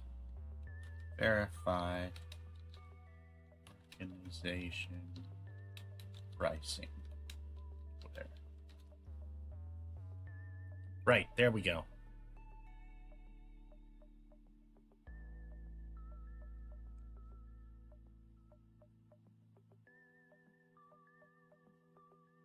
How did I not tweet about this when it happened?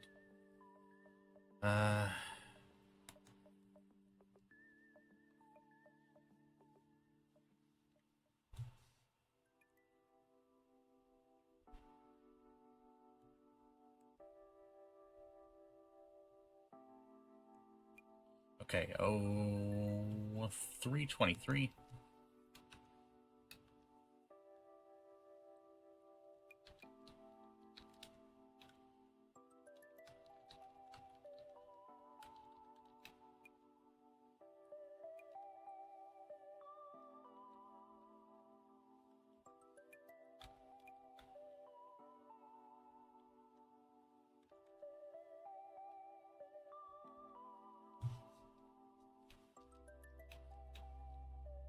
$1,000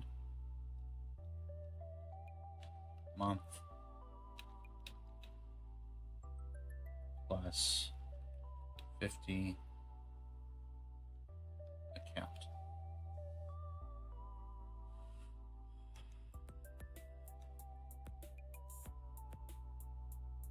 That's a lot for a gold check mark, and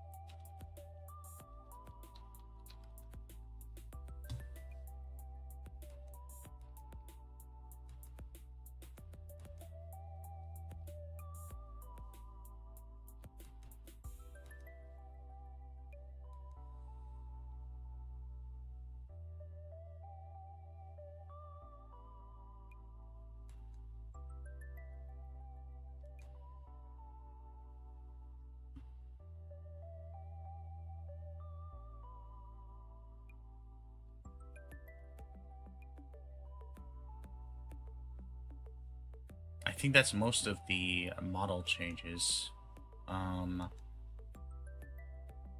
Let's go ahead and see whether bots have decreased. Let's go ahead and examine Twitter's claims.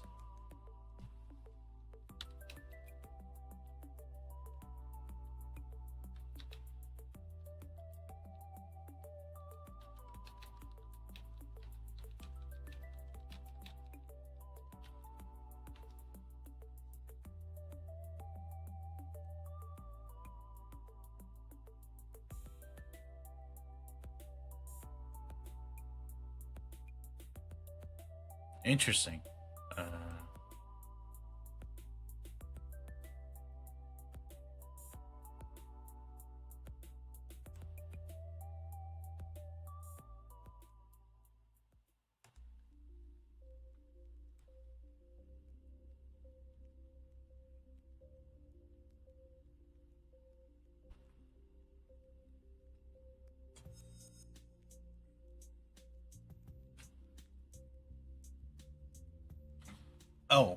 Oh, right. We also have to look at the 30-day thing, because that's insane. Alright, hang on.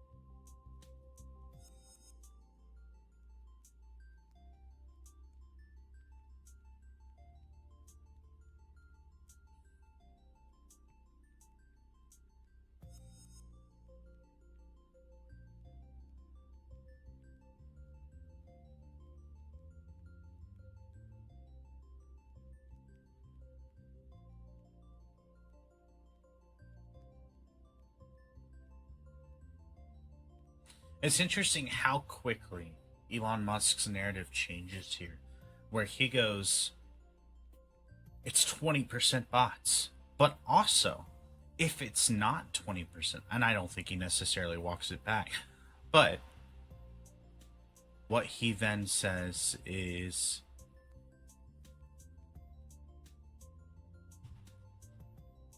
over 80%? What? What on earth is this?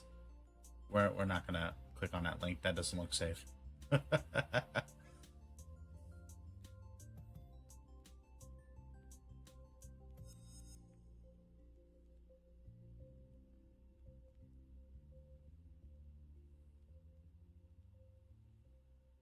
But then what he says is it's not about the number of bots. It's the impact that they have on the conversation.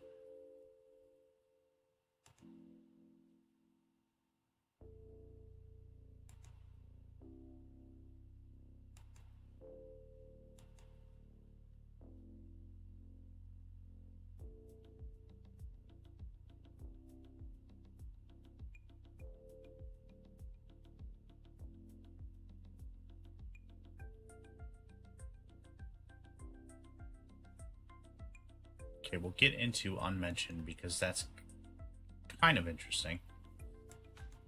But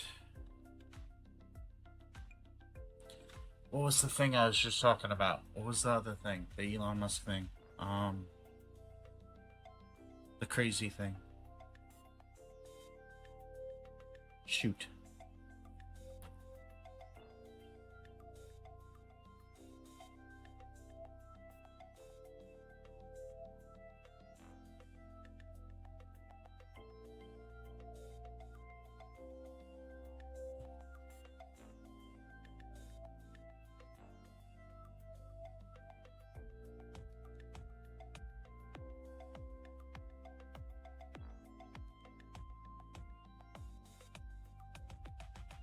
Oh man, I'm gonna go crazy trying to think about it.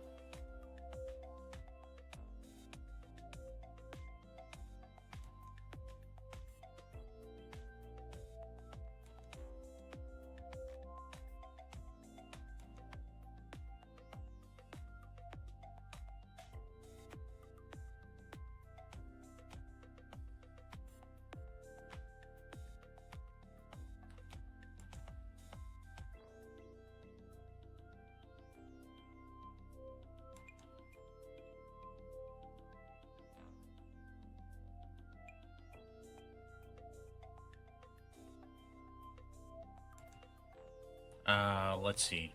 Twitter. Let's look at the Twitter video thing.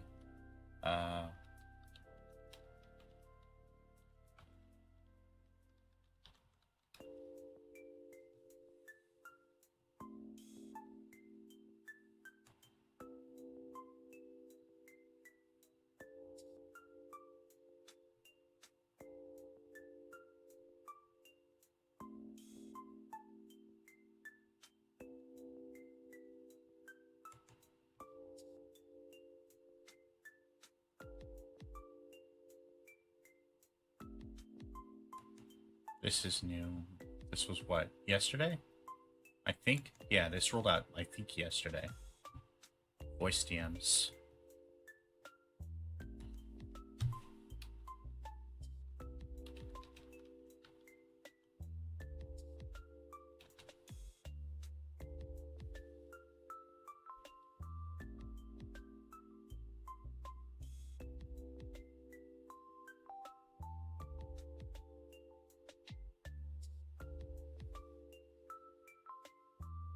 Which would make it 5:17, I think.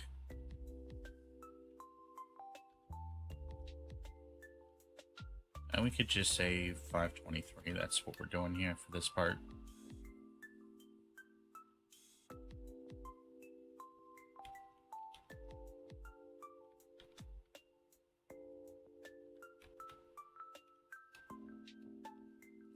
Video upload. When did video upload roll out?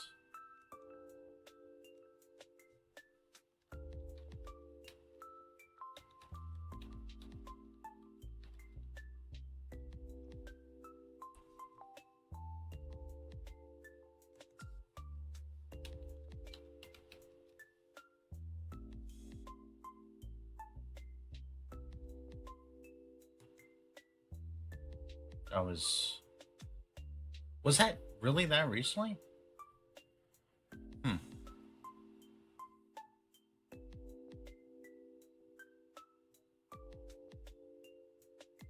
So that was 518.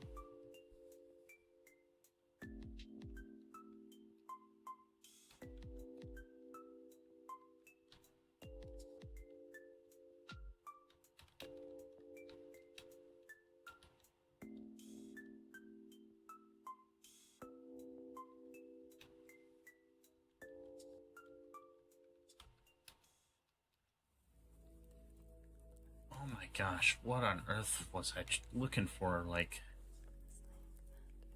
okay, we need to change that. Oof. That's gonna drive me crazy.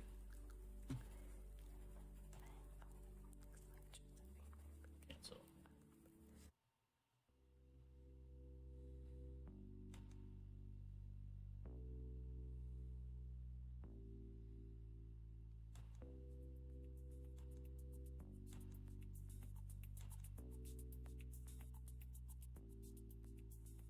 Man, what did I see that reminded me of that? What was it? I guess we could go back to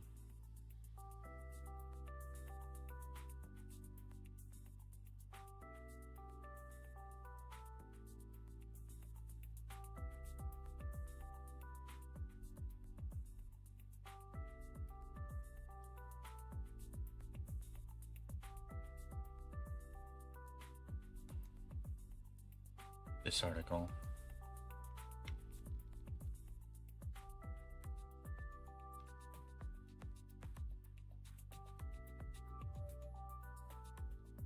When did this become a thing? Last year, before Musk took over?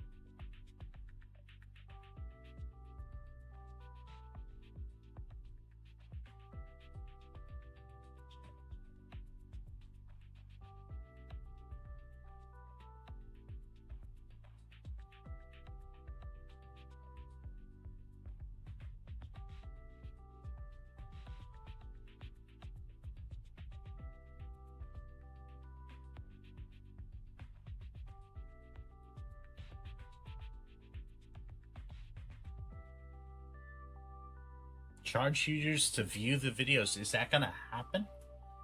That would be kind of crazy. I would imagine that it'll be ads instead, but if they can't get the advertising.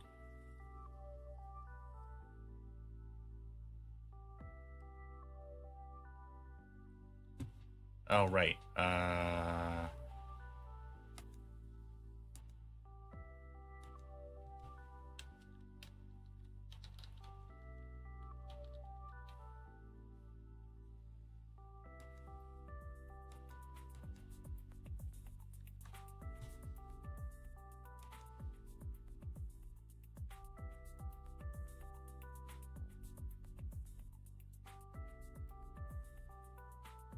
So none of that was actually what we were looking for. Let's see what the BBC says. The API, that sucked. Curation, we're aware. Controversial. Silver and gold.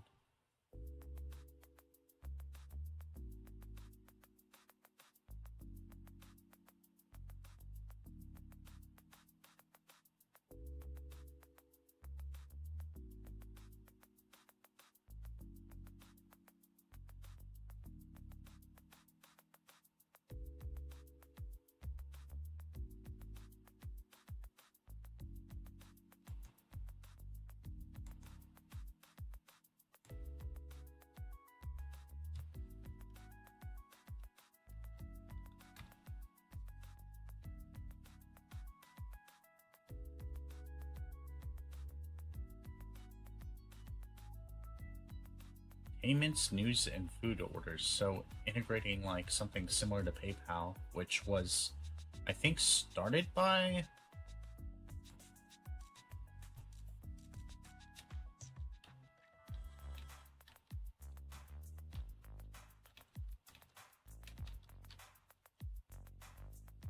Yes. He was a co-founder of PayPal.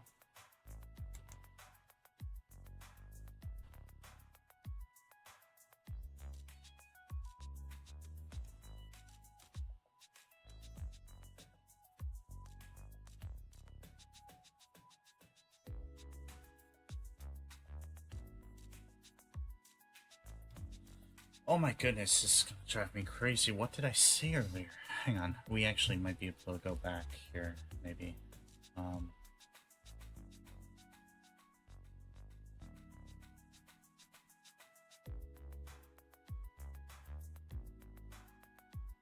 this isn't YouTube. Alright,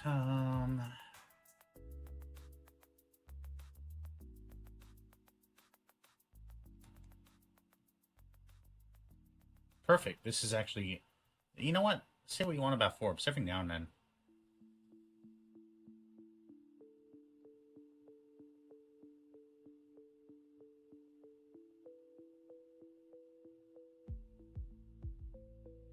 Oh, right. The banning of links to other platforms.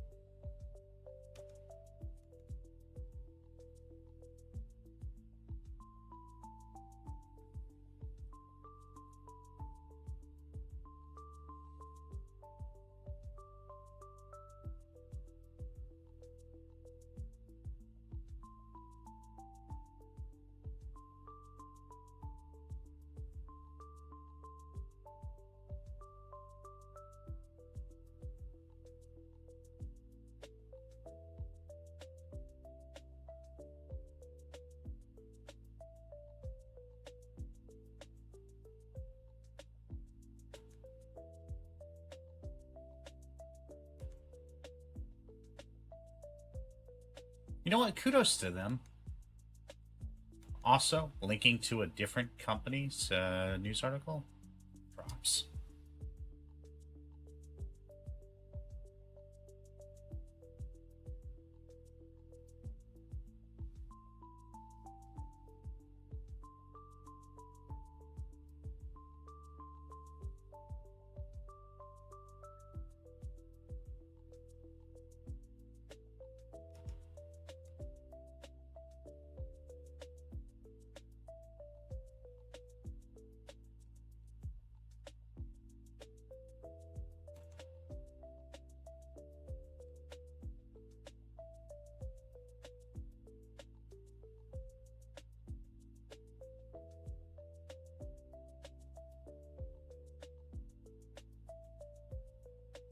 An unscientific poll, like what?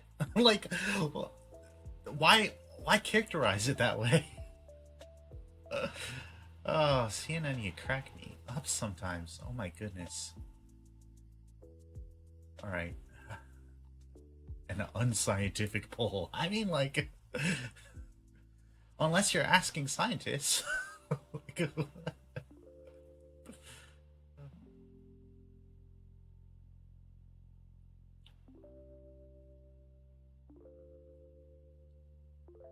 You're asking people in a public space. I mean, like, is then are elections unscientific polls then? I mean, oh gosh, like, what on earth does that mean? Jeez. All right.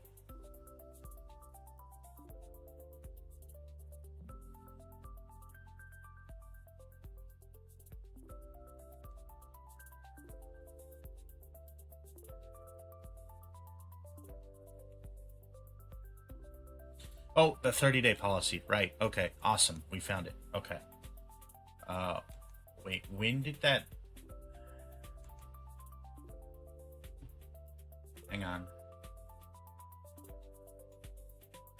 there was that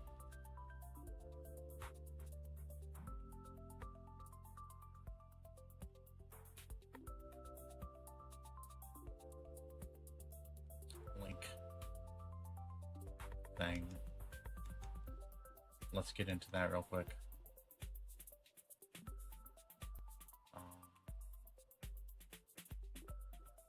When was this? December 19th, so December 18th, 12/18.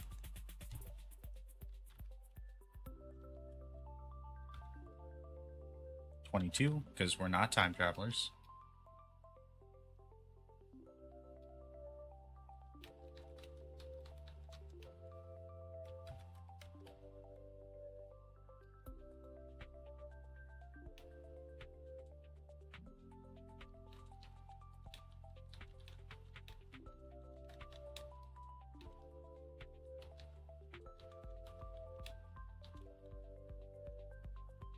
Oh shoot, what is it called? Substack. My gosh,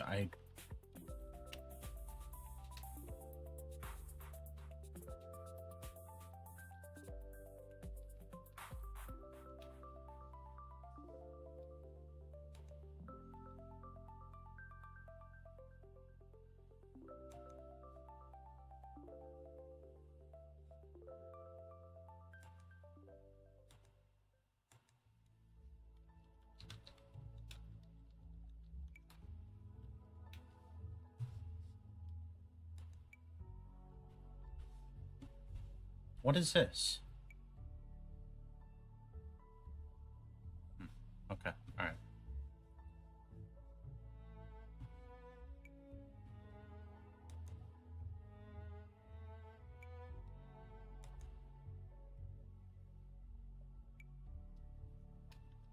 Now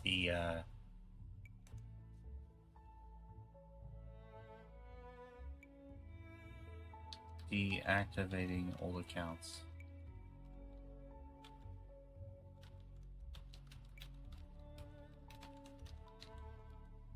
Why am I doing it on this page? That's a great question. I should be doing it on this one.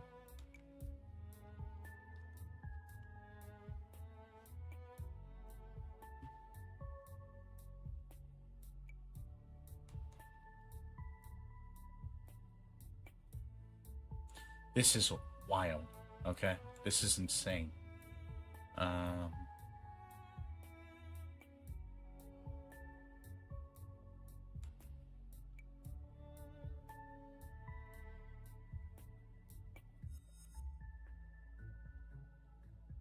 May 9th. Was that a Monday?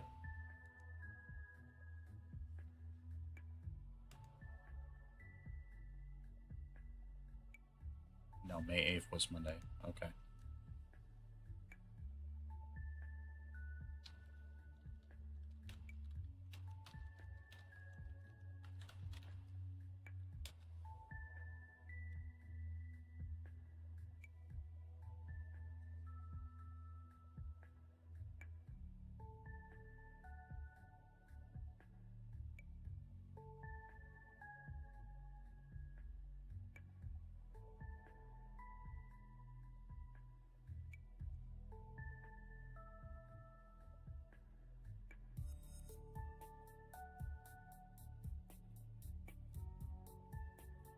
Oh, subscriptions we should go into too.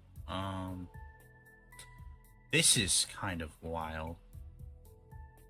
On a per article basis instead of monthly. That's interesting.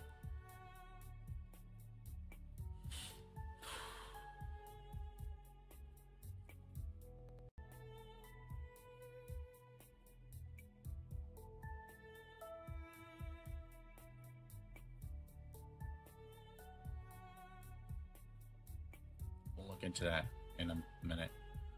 So 0508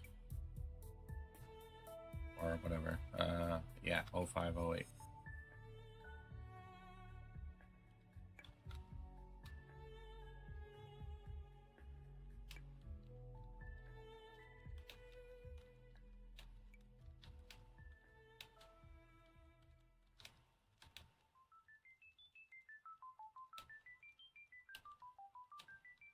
This is actually the worst of all worlds when it comes down to it. So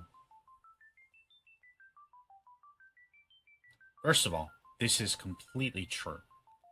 All right, the idea of archiving or removing these accounts just because they haven't tweeted in the last month might mean that, like, and will mean that a lot of important tweets, and by important I mean like reference cited or tweeted by important people, uh, will be unable to be retrieved unless you go to like Wayback Machine or like Internet Archive or whatever. That's kind of insane. That's kind of wild. That means screenshot everything, folks, because I mean, like, you're never gonna be able to embed anything anymore, because if that person just doesn't tweet for a month, boom, that's gone. That won't show up. That's kind of wild. Also, like, if you don't have internet for a month or whatever, you know, I mean, like, that's not exactly impossible, you know? It just... But to archive the account means that the username will still be probably unobtainable. That it'll still be tethered to that account. So why are you getting rid of it? Like, why are you putting it into this archive, this cryo chamber? There's like no good reason for it. If you're not deleting the account,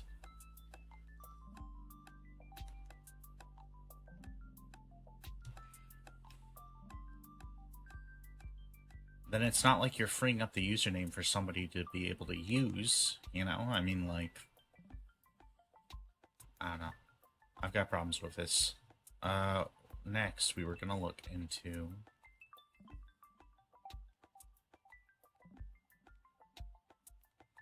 subscriptions. Twitter subscriptions.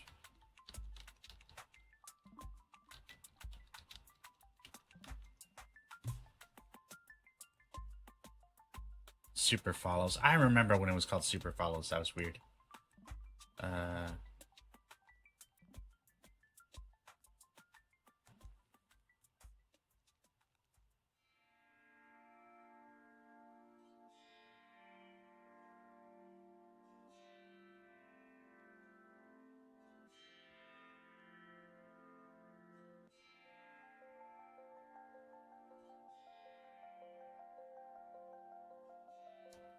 So as the creator, you can set the price $2.99, $4.99, or $9.99.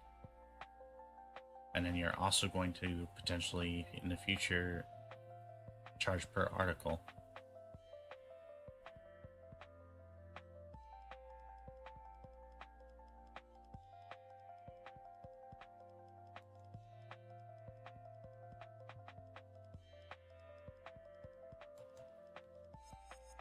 But that started in 2021, and then there's no date on per article yet, so we're not going to add that to our list. I mean, subscriptions are a cool idea in theory. I don't necessarily like the per article, because even 4,000 words isn't a lot. Oh, the 4,000 words.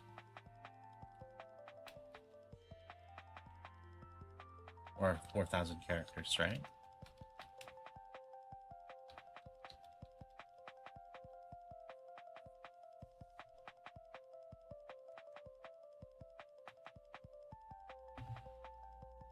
Oh, 0208. Let's add this to Twitter Blue.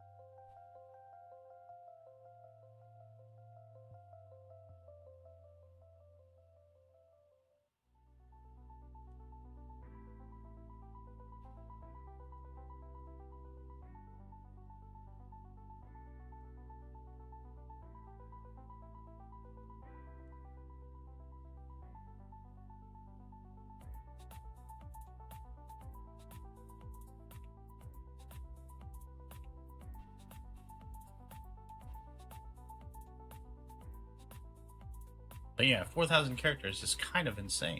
That's a lot. There was also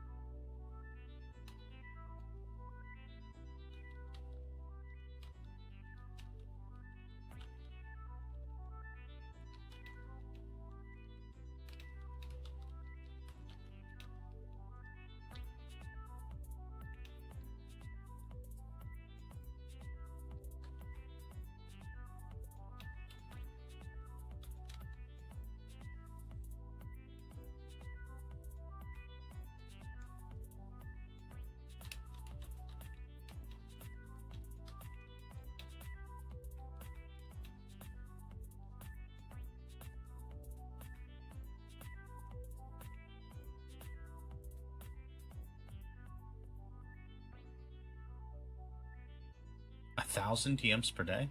What?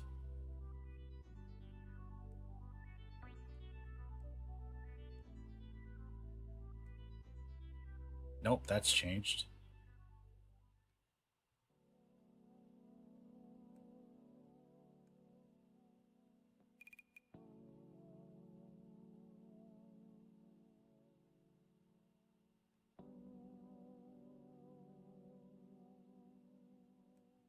So this is actually an ongoing thing that I just didn't know about. Okay, that's interesting. There's no way that the current limit is 2,400 per day. There's no way. Direct messages 500 per day.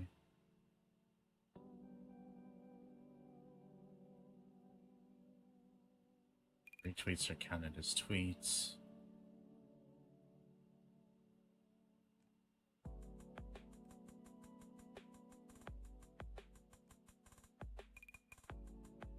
Let's go ahead and look this up.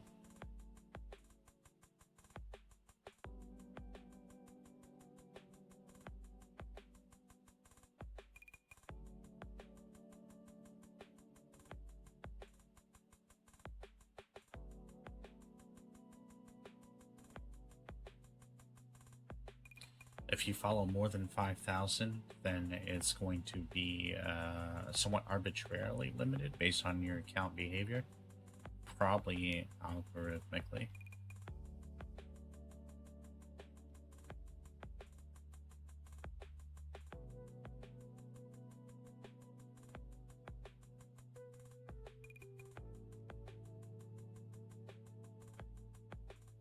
I doubt, though, like I doubt,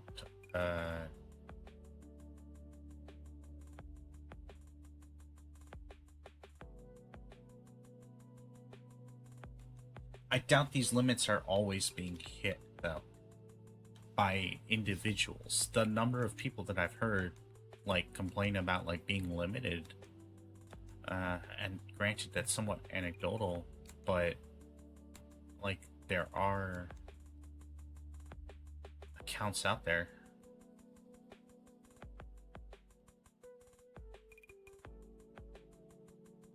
of people being limited despite not having hit those caps.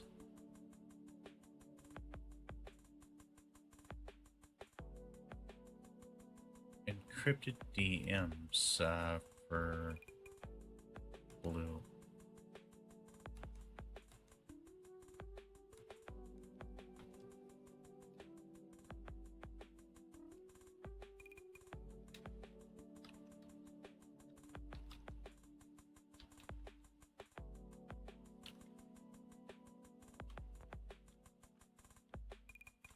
Days ago, that would be the 11th.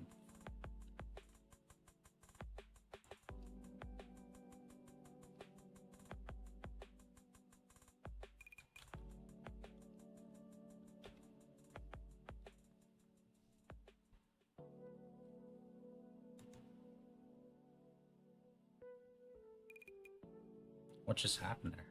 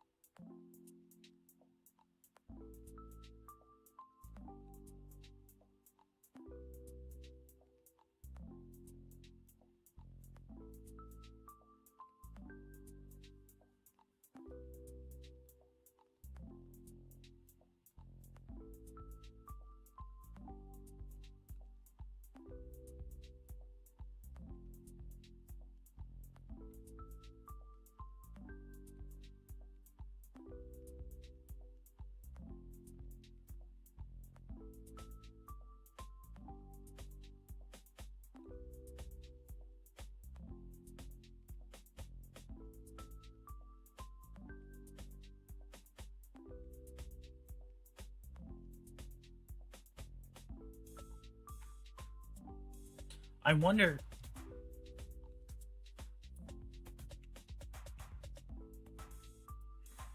I do wonder if some of these features are being rolled out to only blue subscribers to test it out. Like, I do wonder, like, will we ever see 4,000 character limits come to the masses, right? Maybe not. Encrypted DMs, like, that's available on other platforms pretty readily. Will that ever come to the masses? Is it maybe perhaps only being offered to blue subscribers? Because that's a limited rollout.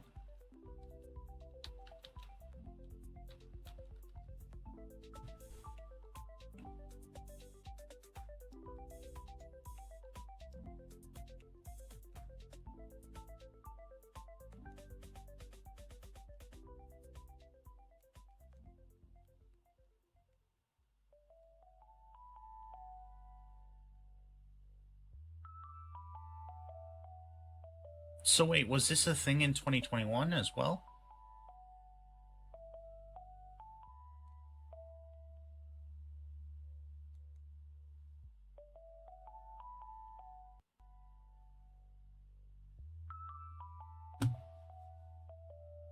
Interesting.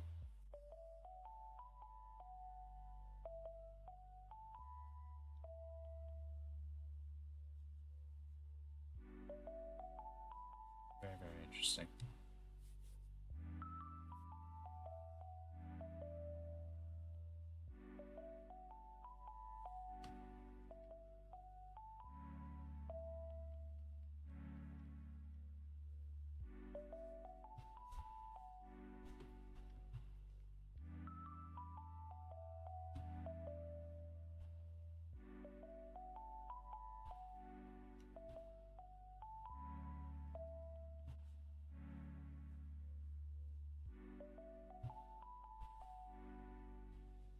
Alright, let's see if we can...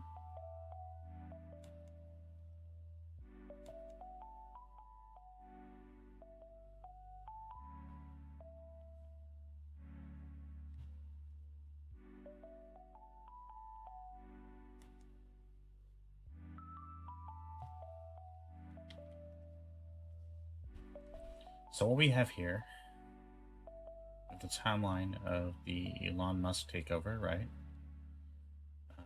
We also have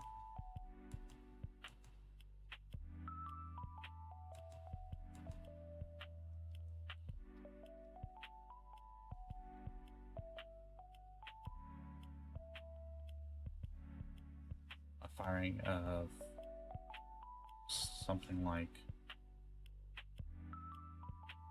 3,500 employees, I think. Hang on, let me double check on this.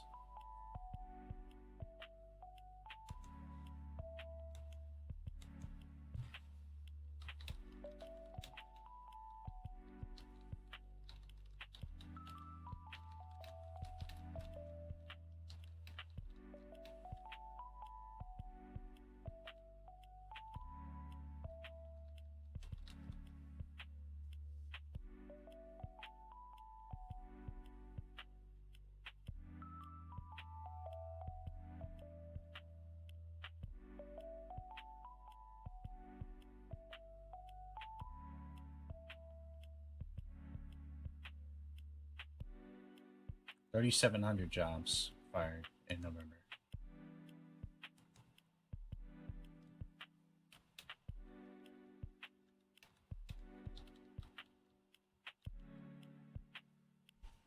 Okay.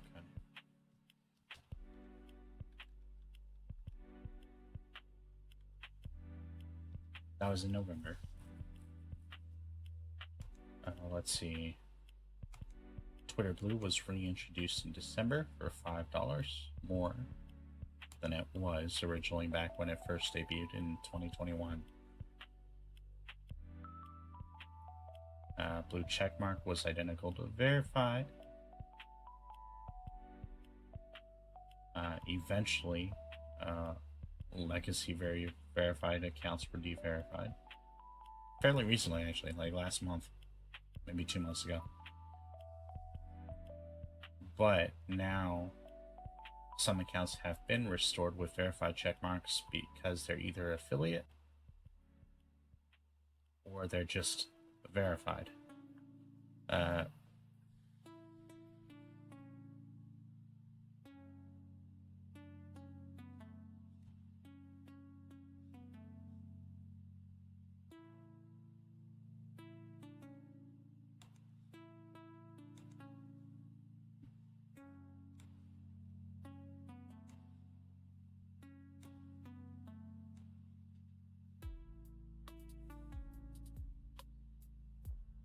So let's see.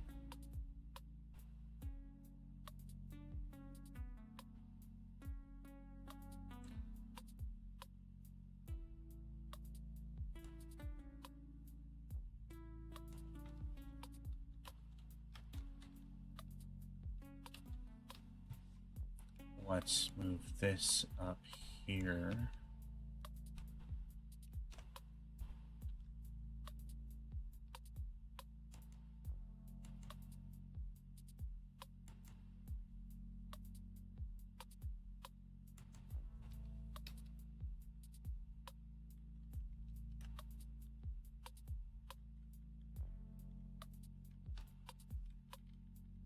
This happened first.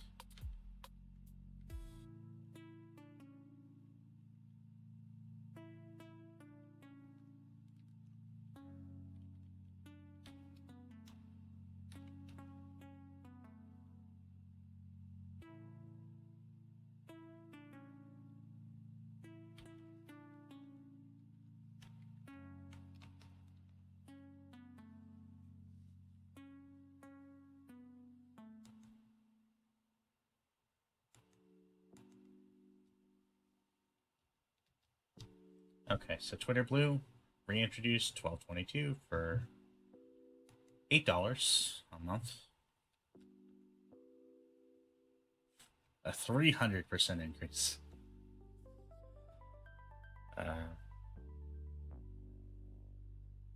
With a blue checkmark that was identical to the verified checkmark, which is stupid.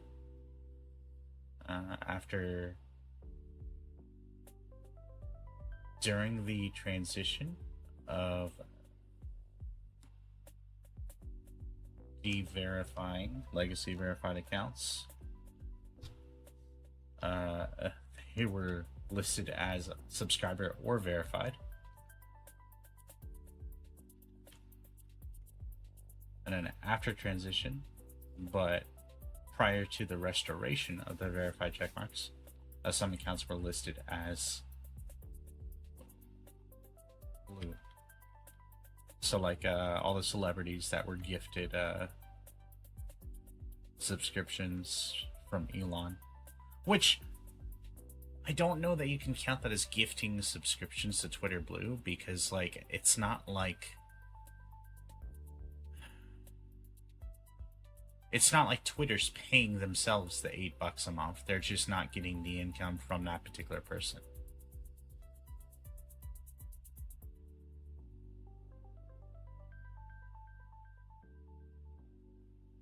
I don't know. That's an interesting little thing.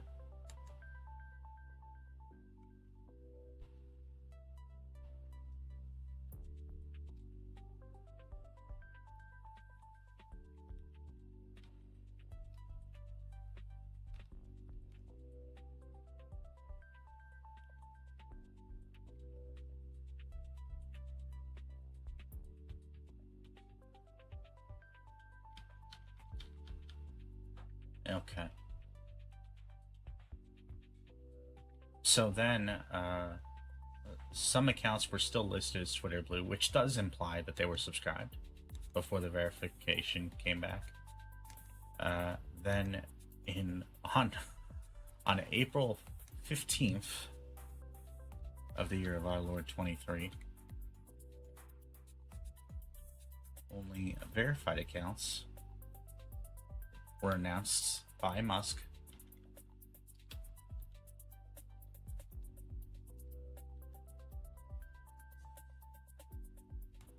as being able to be in the For You recommendations, and then the backlash was pretty heavy. So on the next day, he announced, "Oh yeah, and the accounts you follow too," which makes sense. Like that's the way it should have been. But I very much don't believe that that was intended.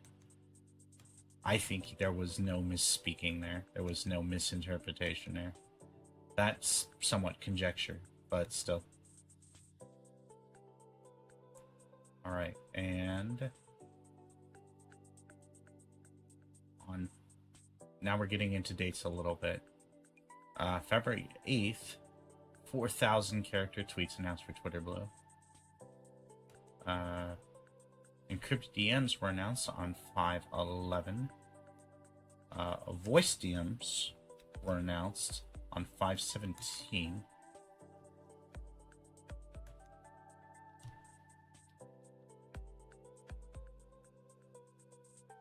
I need to do some more research into the voice DM stuff. And then 2-hour video uploads were announced on 5/18.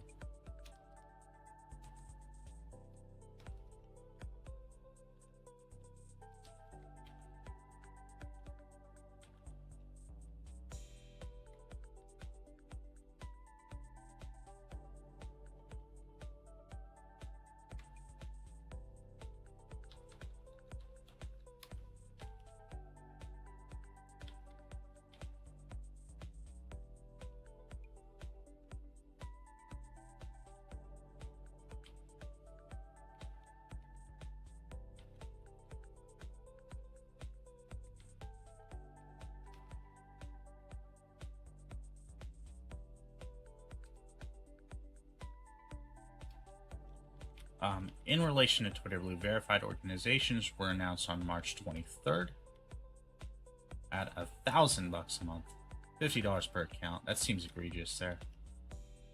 Twitter API was discontinued on, or no, it was changed from being free to paid only on February 9th, starting at $100 a month, the second lowest tier, going up to, I think, 250,000.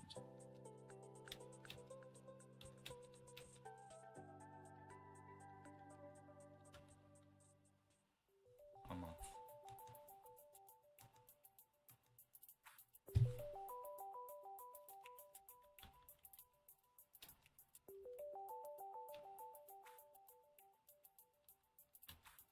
We'll say $100 a month at the lowest readable tier. Okay. Twitter views. We're gonna change this to be ahead of the API stuff because that was... We got a bunch of stuff here. Okay.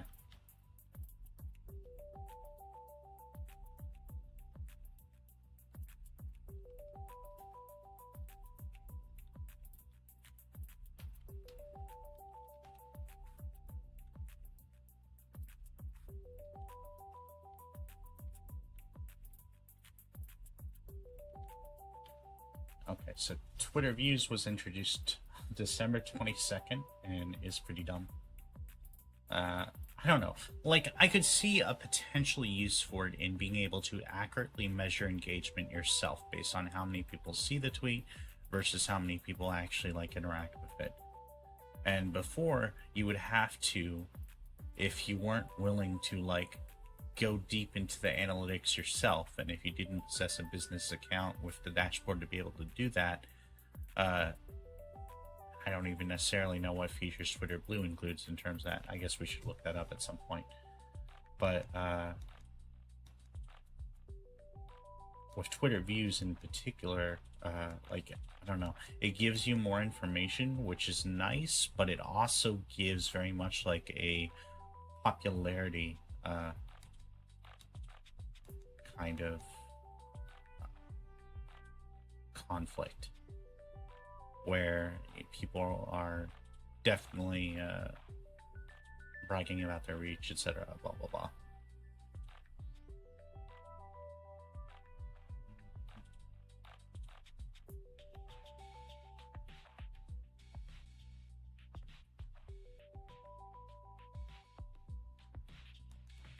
Alright, banning external links happened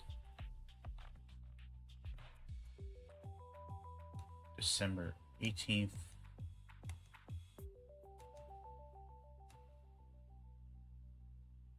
But also still seems to happen.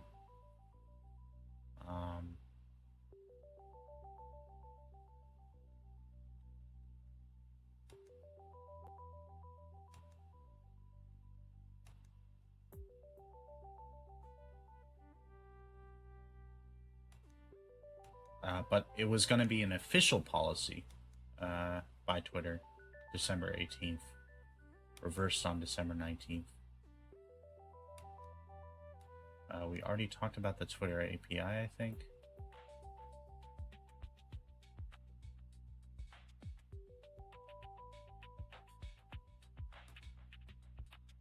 Yes, okay, I see. I'm moving this as I go. And then removing inactive accounts 5/8/23, where users must log in every 30 days or have account archived. And then limit number of tweets, DMs, replies, and follows, which is ongoing. A lot of people don't seem to be hitting those caps and still seem to be getting penalized with those error messages. Now that could be a software glitch, definitely, absolutely.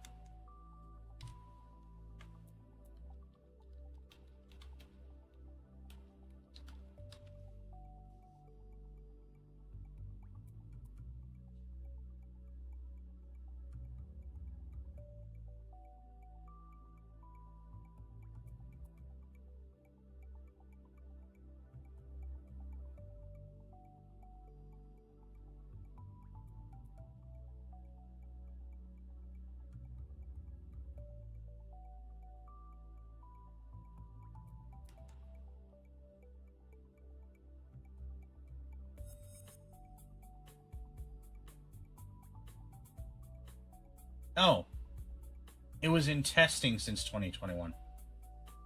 Got it. So it just started in the US. Okay, that makes sense. Alright. So voice DMs are a pretty new thing. What are the benefits of Twitter Blue? Let's check that out real quick.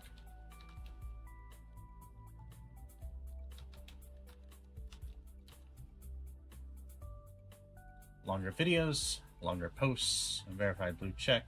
Oh, right. Undo and edit.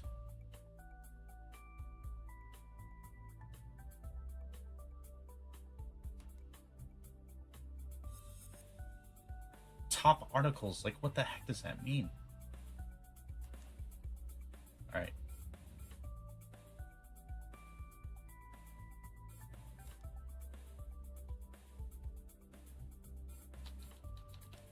Twitter Blue benefits. Mark folders.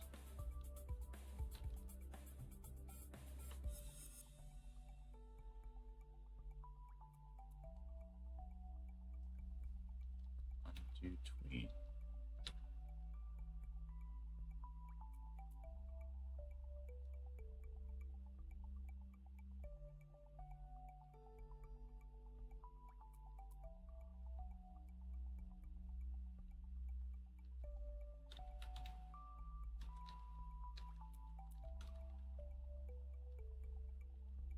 Without deleting.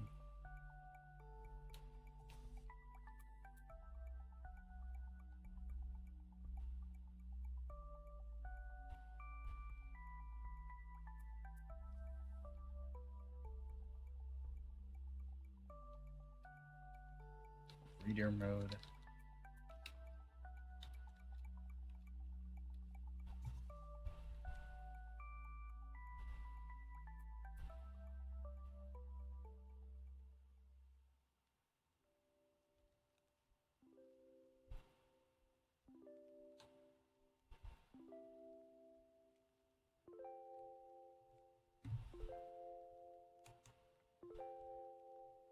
Wait, I'm not even sure if that's accurate, actually.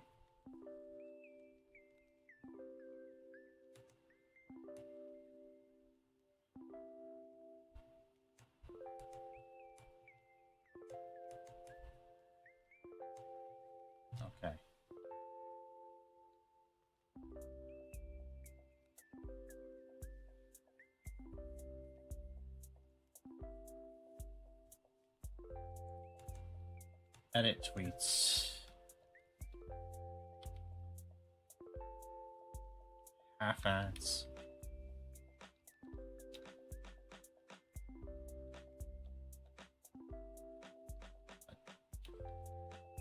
It's insane that Twitter Blue doesn't remove all ads. I don't understand that. The ads on Twitter are absolutely egregious, by the way. The fact that it says promoted at the very bottom of the ad instead of the top is ridiculous. Prioritized rankings. Wow, I did not spell that right.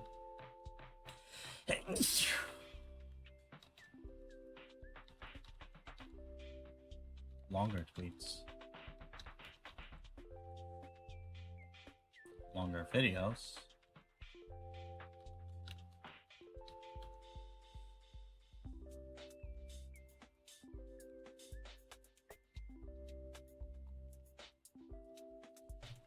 Nav bar.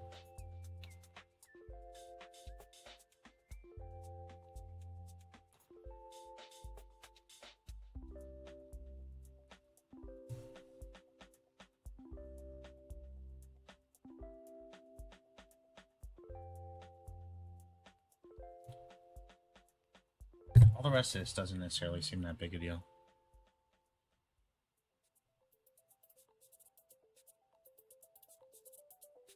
Oh.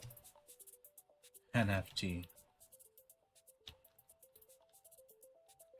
So you can no longer add an NFT profile picture unless you're a Twitter Blue subscriber. Oh, and SMS two-factor. Oh, we need to look into that real quick. That was another big change that I was pretty adamant about. Remove SMS 2FA. Twitter.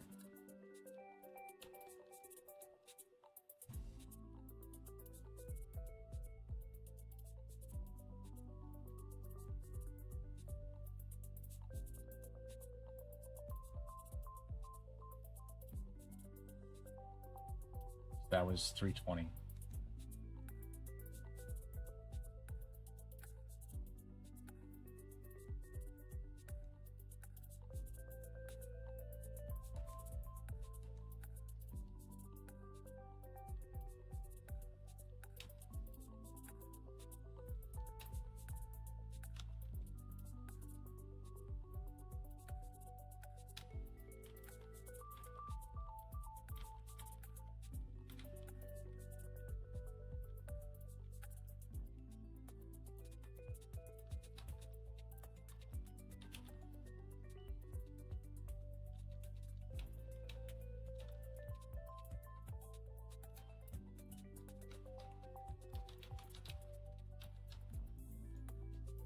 Here's the problem with that.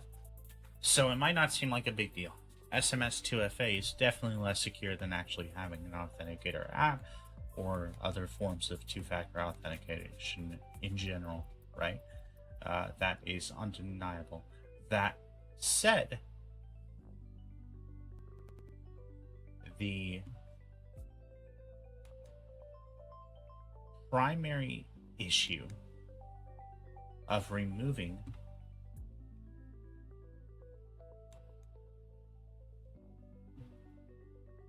why did that not come up? Hang on.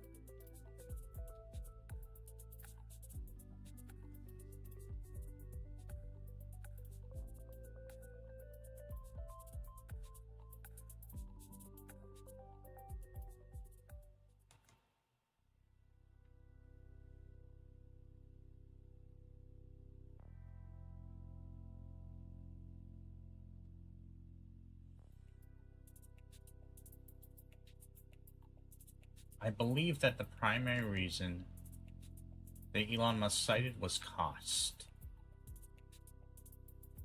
Which, okay, the problem is that you're removing a very, very easy to set up, very, very accessible form of authentication for to charge people for it. And then saying, oh, it's not a big deal because it wasn't that great. But you're still charging for it. You're still citing it as a benefit for being blue. So, it's frustrating to me that you could make the statement that SMS two-factor authentication is both so bad that people shouldn't use it, and that it's not a big deal to take that away, but then also put that behind a paywall. Like, I mean, those two positions conflict with each other.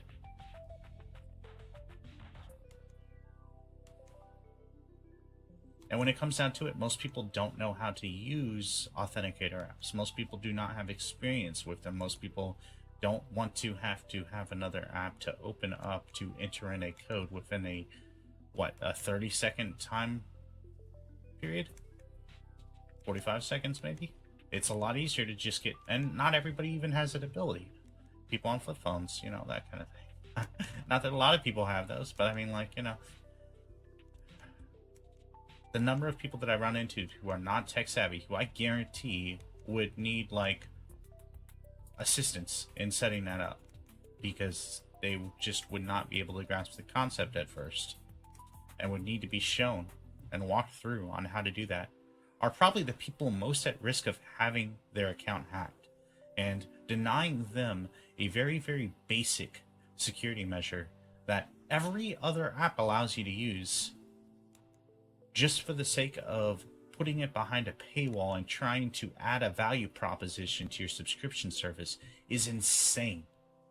That is absolutely anti-consumer. That is absolutely propagating illegal shenanigans, like having account security lowered for your most vulnerable user base. And I don't think that was emphasized nearly enough during that conversation, and I think it absolutely should have been. I mean, now it's months later, right? And no one cares. There's been so much else that has happened. But it's still pretty frustrating. Because, like, when it comes down to it, like,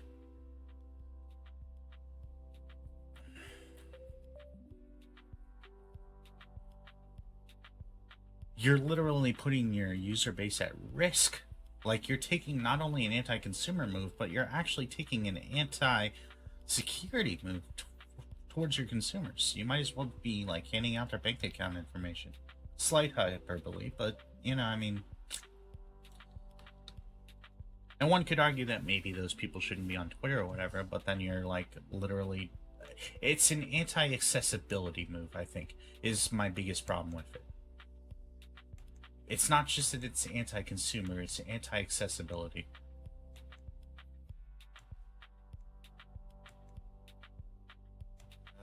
When was that, though?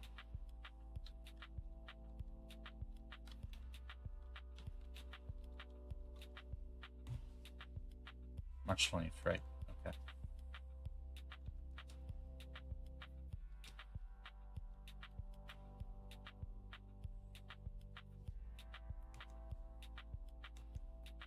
All right, I think that is probably where we're going to end it.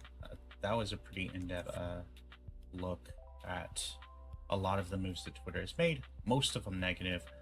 I don't think that we really came across anything that was super positive. Like, you could argue that perhaps there's less bots, but every single piece of information I was able to find on that was anecdotal.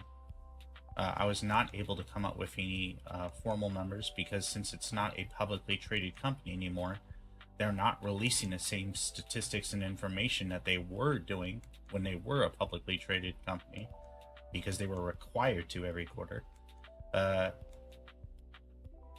That's something that you could say probably is the biggest issue with Twitter post Musk is that there actually is, despite the algorithm being made public, which I think ultimately, sure, that's a good thing, being able to see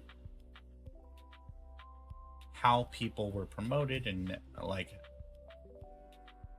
being able to see how their system worked in terms of like limiting certain terms or shadow banning people or decreasing visibility, being able to have an in-depth glimpse at that and being able to understand how the platform works in regards to that, and having a lot more open transparency and conversation about that, I think is a good thing for sure. But in terms of internal data statistics, analytics, like, we have nothing now. Like, all of it is essentially just whatever Elon says. That's what we have to go by. That's problematic in regards to being able to decide like whether Twitter is better than it was, because like there's just no verifiable information on that. We could look at Twitter revenue.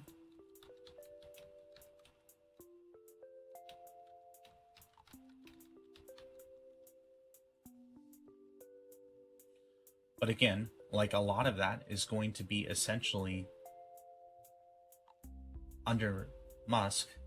I mean, like, a lot of that is going to be relatively ambiguous and biased. Like, we have something from March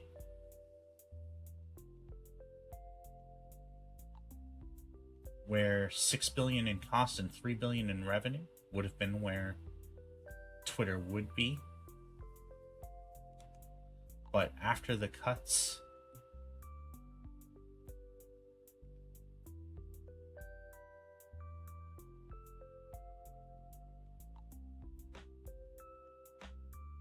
gosh, I just saw some numbers too. What did he say?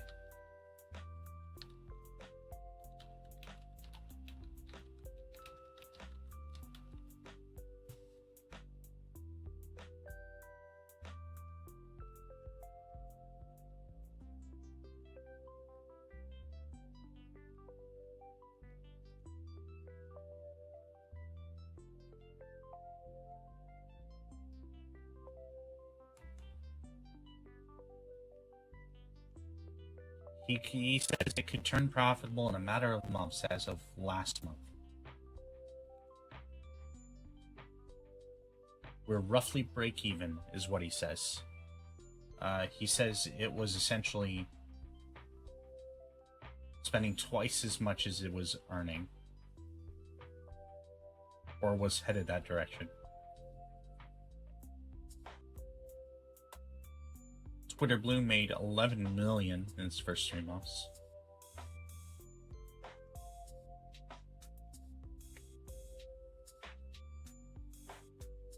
He also said 1,500. So, why are you... Oh my gosh, I just can't. Like, he literally said in January that he had something like 2,400 people or something like that.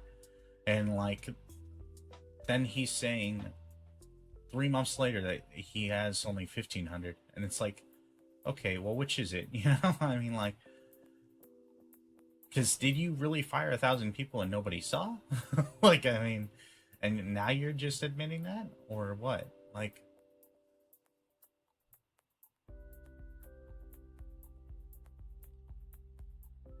close to breaking even. Talk on it. I wish I could find you stats that he said.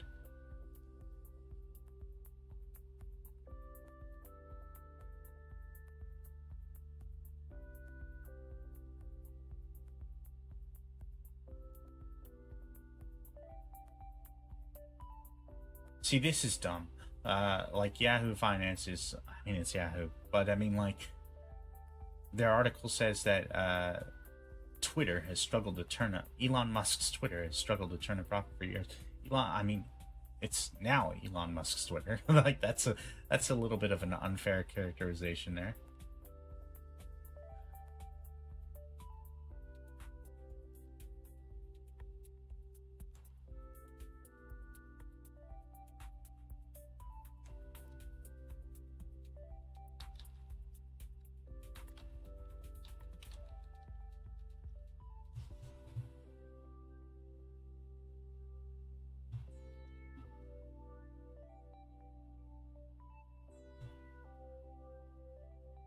Oh, here we go. Here was an interview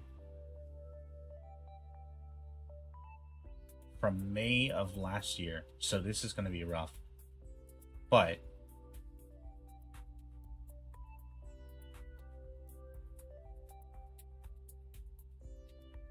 in 2021, Twitter made about $5 billion. Now, their operating costs apparently were pretty high, projected to be something like $6 billion. It was running at a loss, I believe. Actually, I'm curious.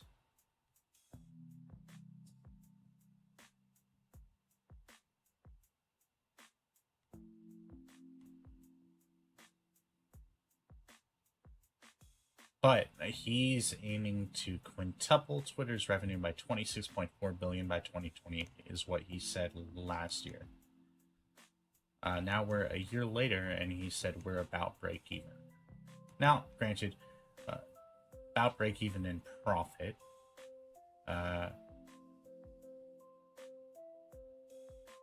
And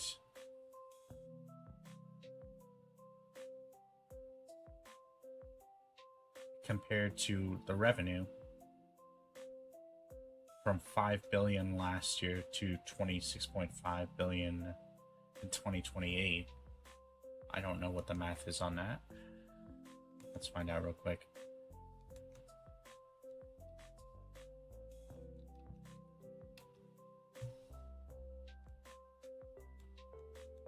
That's what, 22, 23, 24, 25, 26, 27, 28. That's 6 years.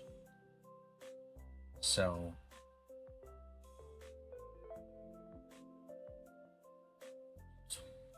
minus 6, this is 22 billion.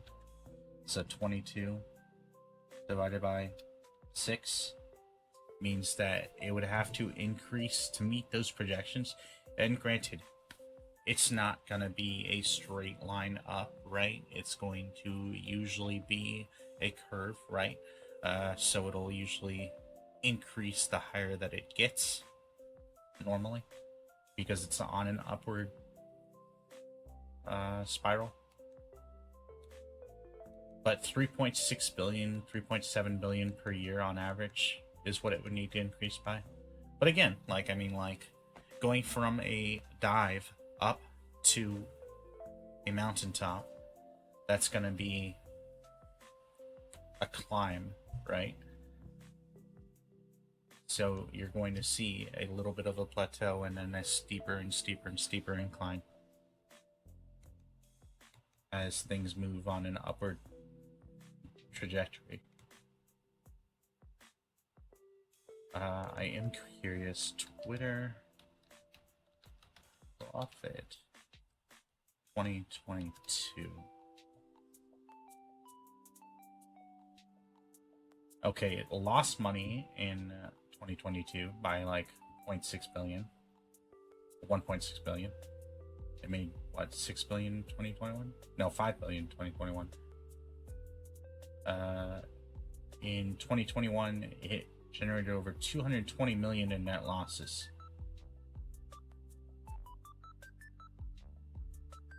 So it's been operating at a loss of like around 0.2 billion, give or take, for a while. 0.3 in Q2 of 2022. But yeah, so it's been negative for a while. So if it's break even right now, that means that they managed to climb out of a $0.2 billion, and to put that in perspective, $200 million net loss on a yearly basis. And it seemed to be getting worse and worse as time was going. Looking at this, my other screen died, so I can't really show you. But to climb out of that hole and make break even, that's a good thing overall. I mean, there have been a lot of adverse measures put into place to try to generate more money. Ads being increased exponentially despite the number of advertisers dropping out. Probably the rates are more favorable towards advertisers now than they were because of the decreased number. I think advertising dropped 50% last year. So 47 it looks like. Or I'm seeing some numbers say 45%.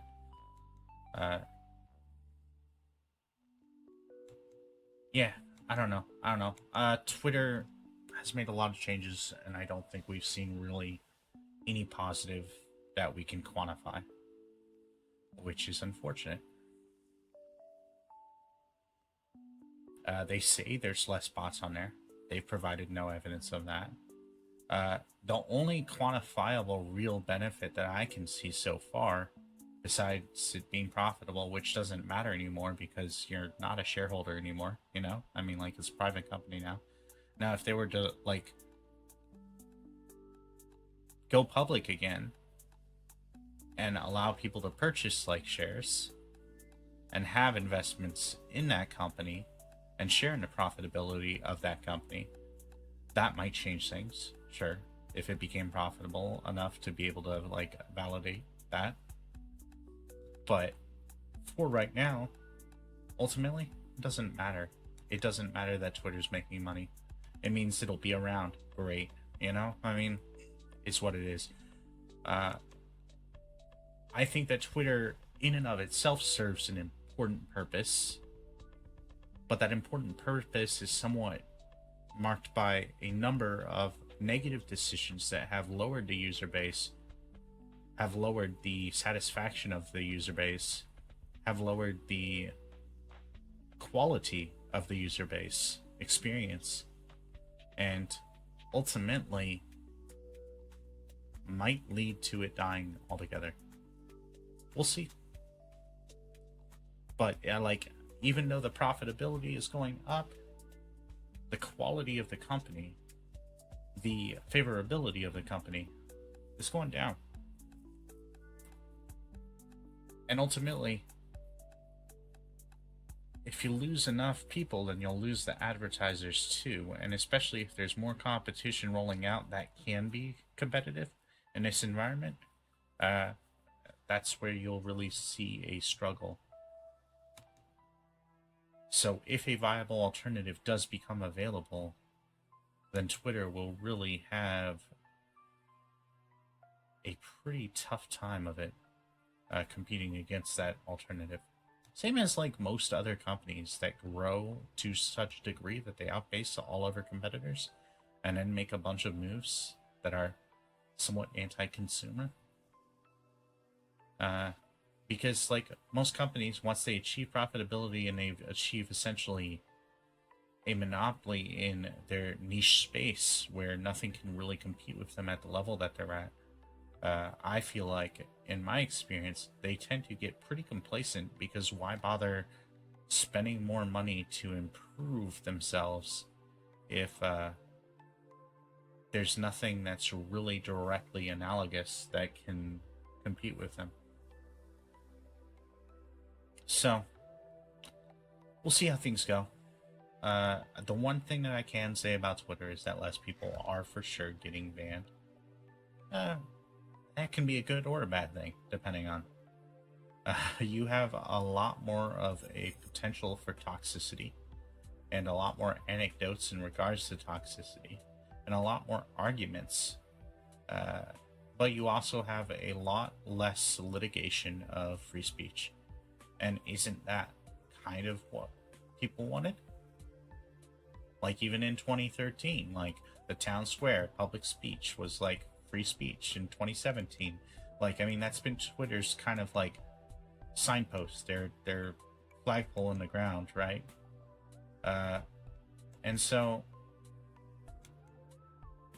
I don't know how I feel about private ownership of it versus corporate shareholder ownership. I think that does kind of mess with the lack of accountability and the possibility for more and more negative decisions being made. But I do think that I do value Twitter as a platform. I've met some pretty cool people there. I use it pretty prolifically. I do enjoy the platform for what it is. I do find that a lot of the decisions they've made have impacted negatively either myself or other people I know on a personal level and their user base overall. And I mean, maybe under the new CEO, some of this will be somewhat more strictly regulated and reviewed before being pushed out as an attempt to shake things up or deliver a better platform. Well, I understand wanting to put a higher value proposition on Twitter Blue because Twitter Blue is not there yet. Twitter Blue needs something. But to take away free features to do so just seems disingenuous at best and fraudulent at worst.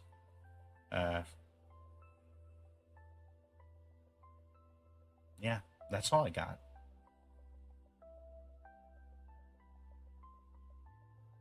I think I'm done with my Twitter rant. I think I got it all out. The next thing that we'll probably research is the Activision merger. It'll probably be research streams for a while. That's probably what I'm going to do. I need to learn about stuff. Having this information will be helpful to me to be able to transpose my thoughts in such a way that like I'm able to articulate them more effectively, and especially to have verifiable like facts and evidence behind them to be able to look at what has actually happened and be able to speak about an issue based on that understanding rather than just giving an uninformed opinion. I think will lead to better conversations. So there's nothing really here is the problem. Like, I mean, like, there's a bunch of negative anti-consumer decisions, sure. There's a bunch of potentially disastrous decisions, sure. But all of that is essentially on the, like, consumerability side of things. I don't necessarily know that, like, there's anything like a smoking gun or anything to really indict Twitter over. They're just not being a great company right now with a lot of the decisions that they're making. But they're a private company, so they're entitled to not be a great company, you know? And there's not really, again, a veritable competitor out there right now. So we are where we are. But maybe we'll see that change with Blue Sky. Maybe another company will rise up. Maybe Facebook will achieve some kind of relevancy. Or re-achieve it, anyhow. Time will tell. But till our next journey, safe travels.